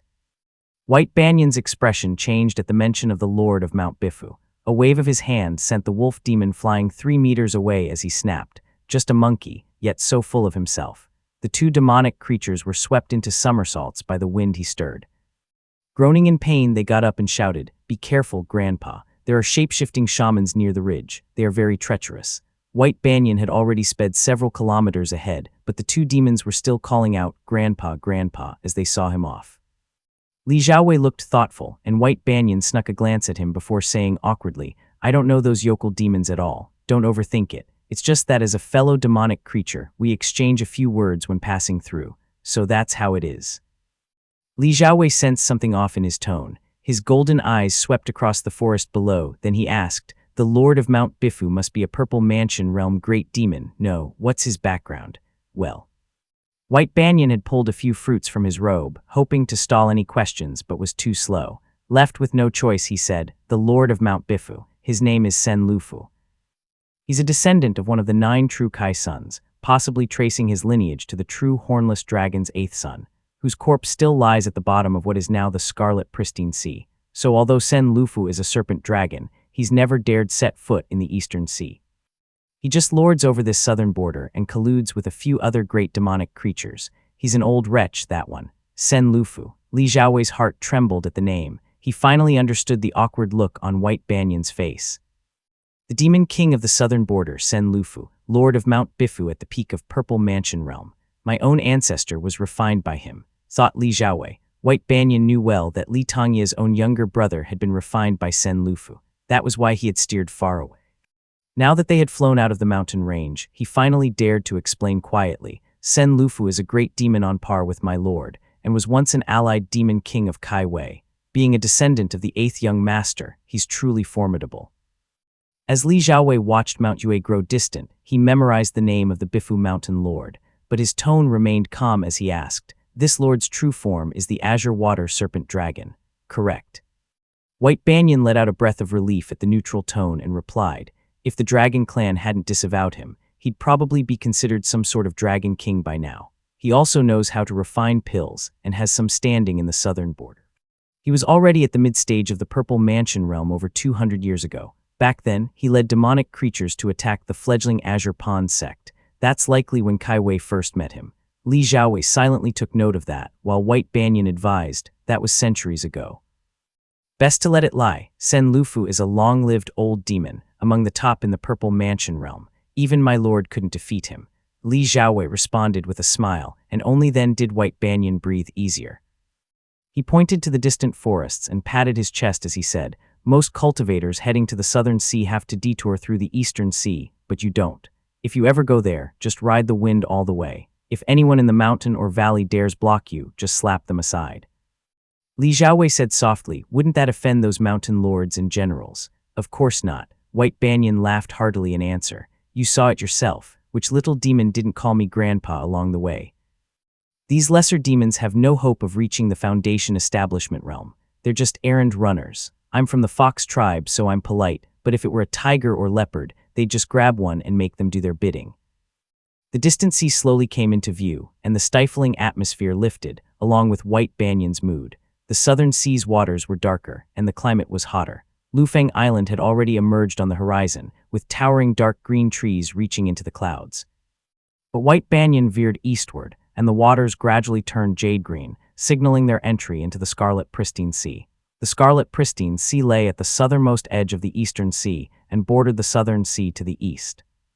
White Banyan, being a lazy sort, stopped once they reached the edge. He casually grabbed a lesser demon and sent it to notify the patrolling sea demonic creatures, then turned the cart back, saying, "That Dingjiao fellow will catch up on his own. We'll go on ahead." They rode the wind as they made their way back. Li Xiaowei looked out and saw the eastern islands of Lufeng Island scattered like stars. Though thick with jungles, there were few signs of human habitation and no cultivators coming or going. "It's quite different from the Eastern Sea," muttered Li Xiaowei. "No island in the Eastern Sea would be left so unused. It was nothing like the Southern Sea's empty spaces." White Banyan glanced at him and said softly, "Cultivators in the Southern Sea live in underwater cave dwellings and palaces.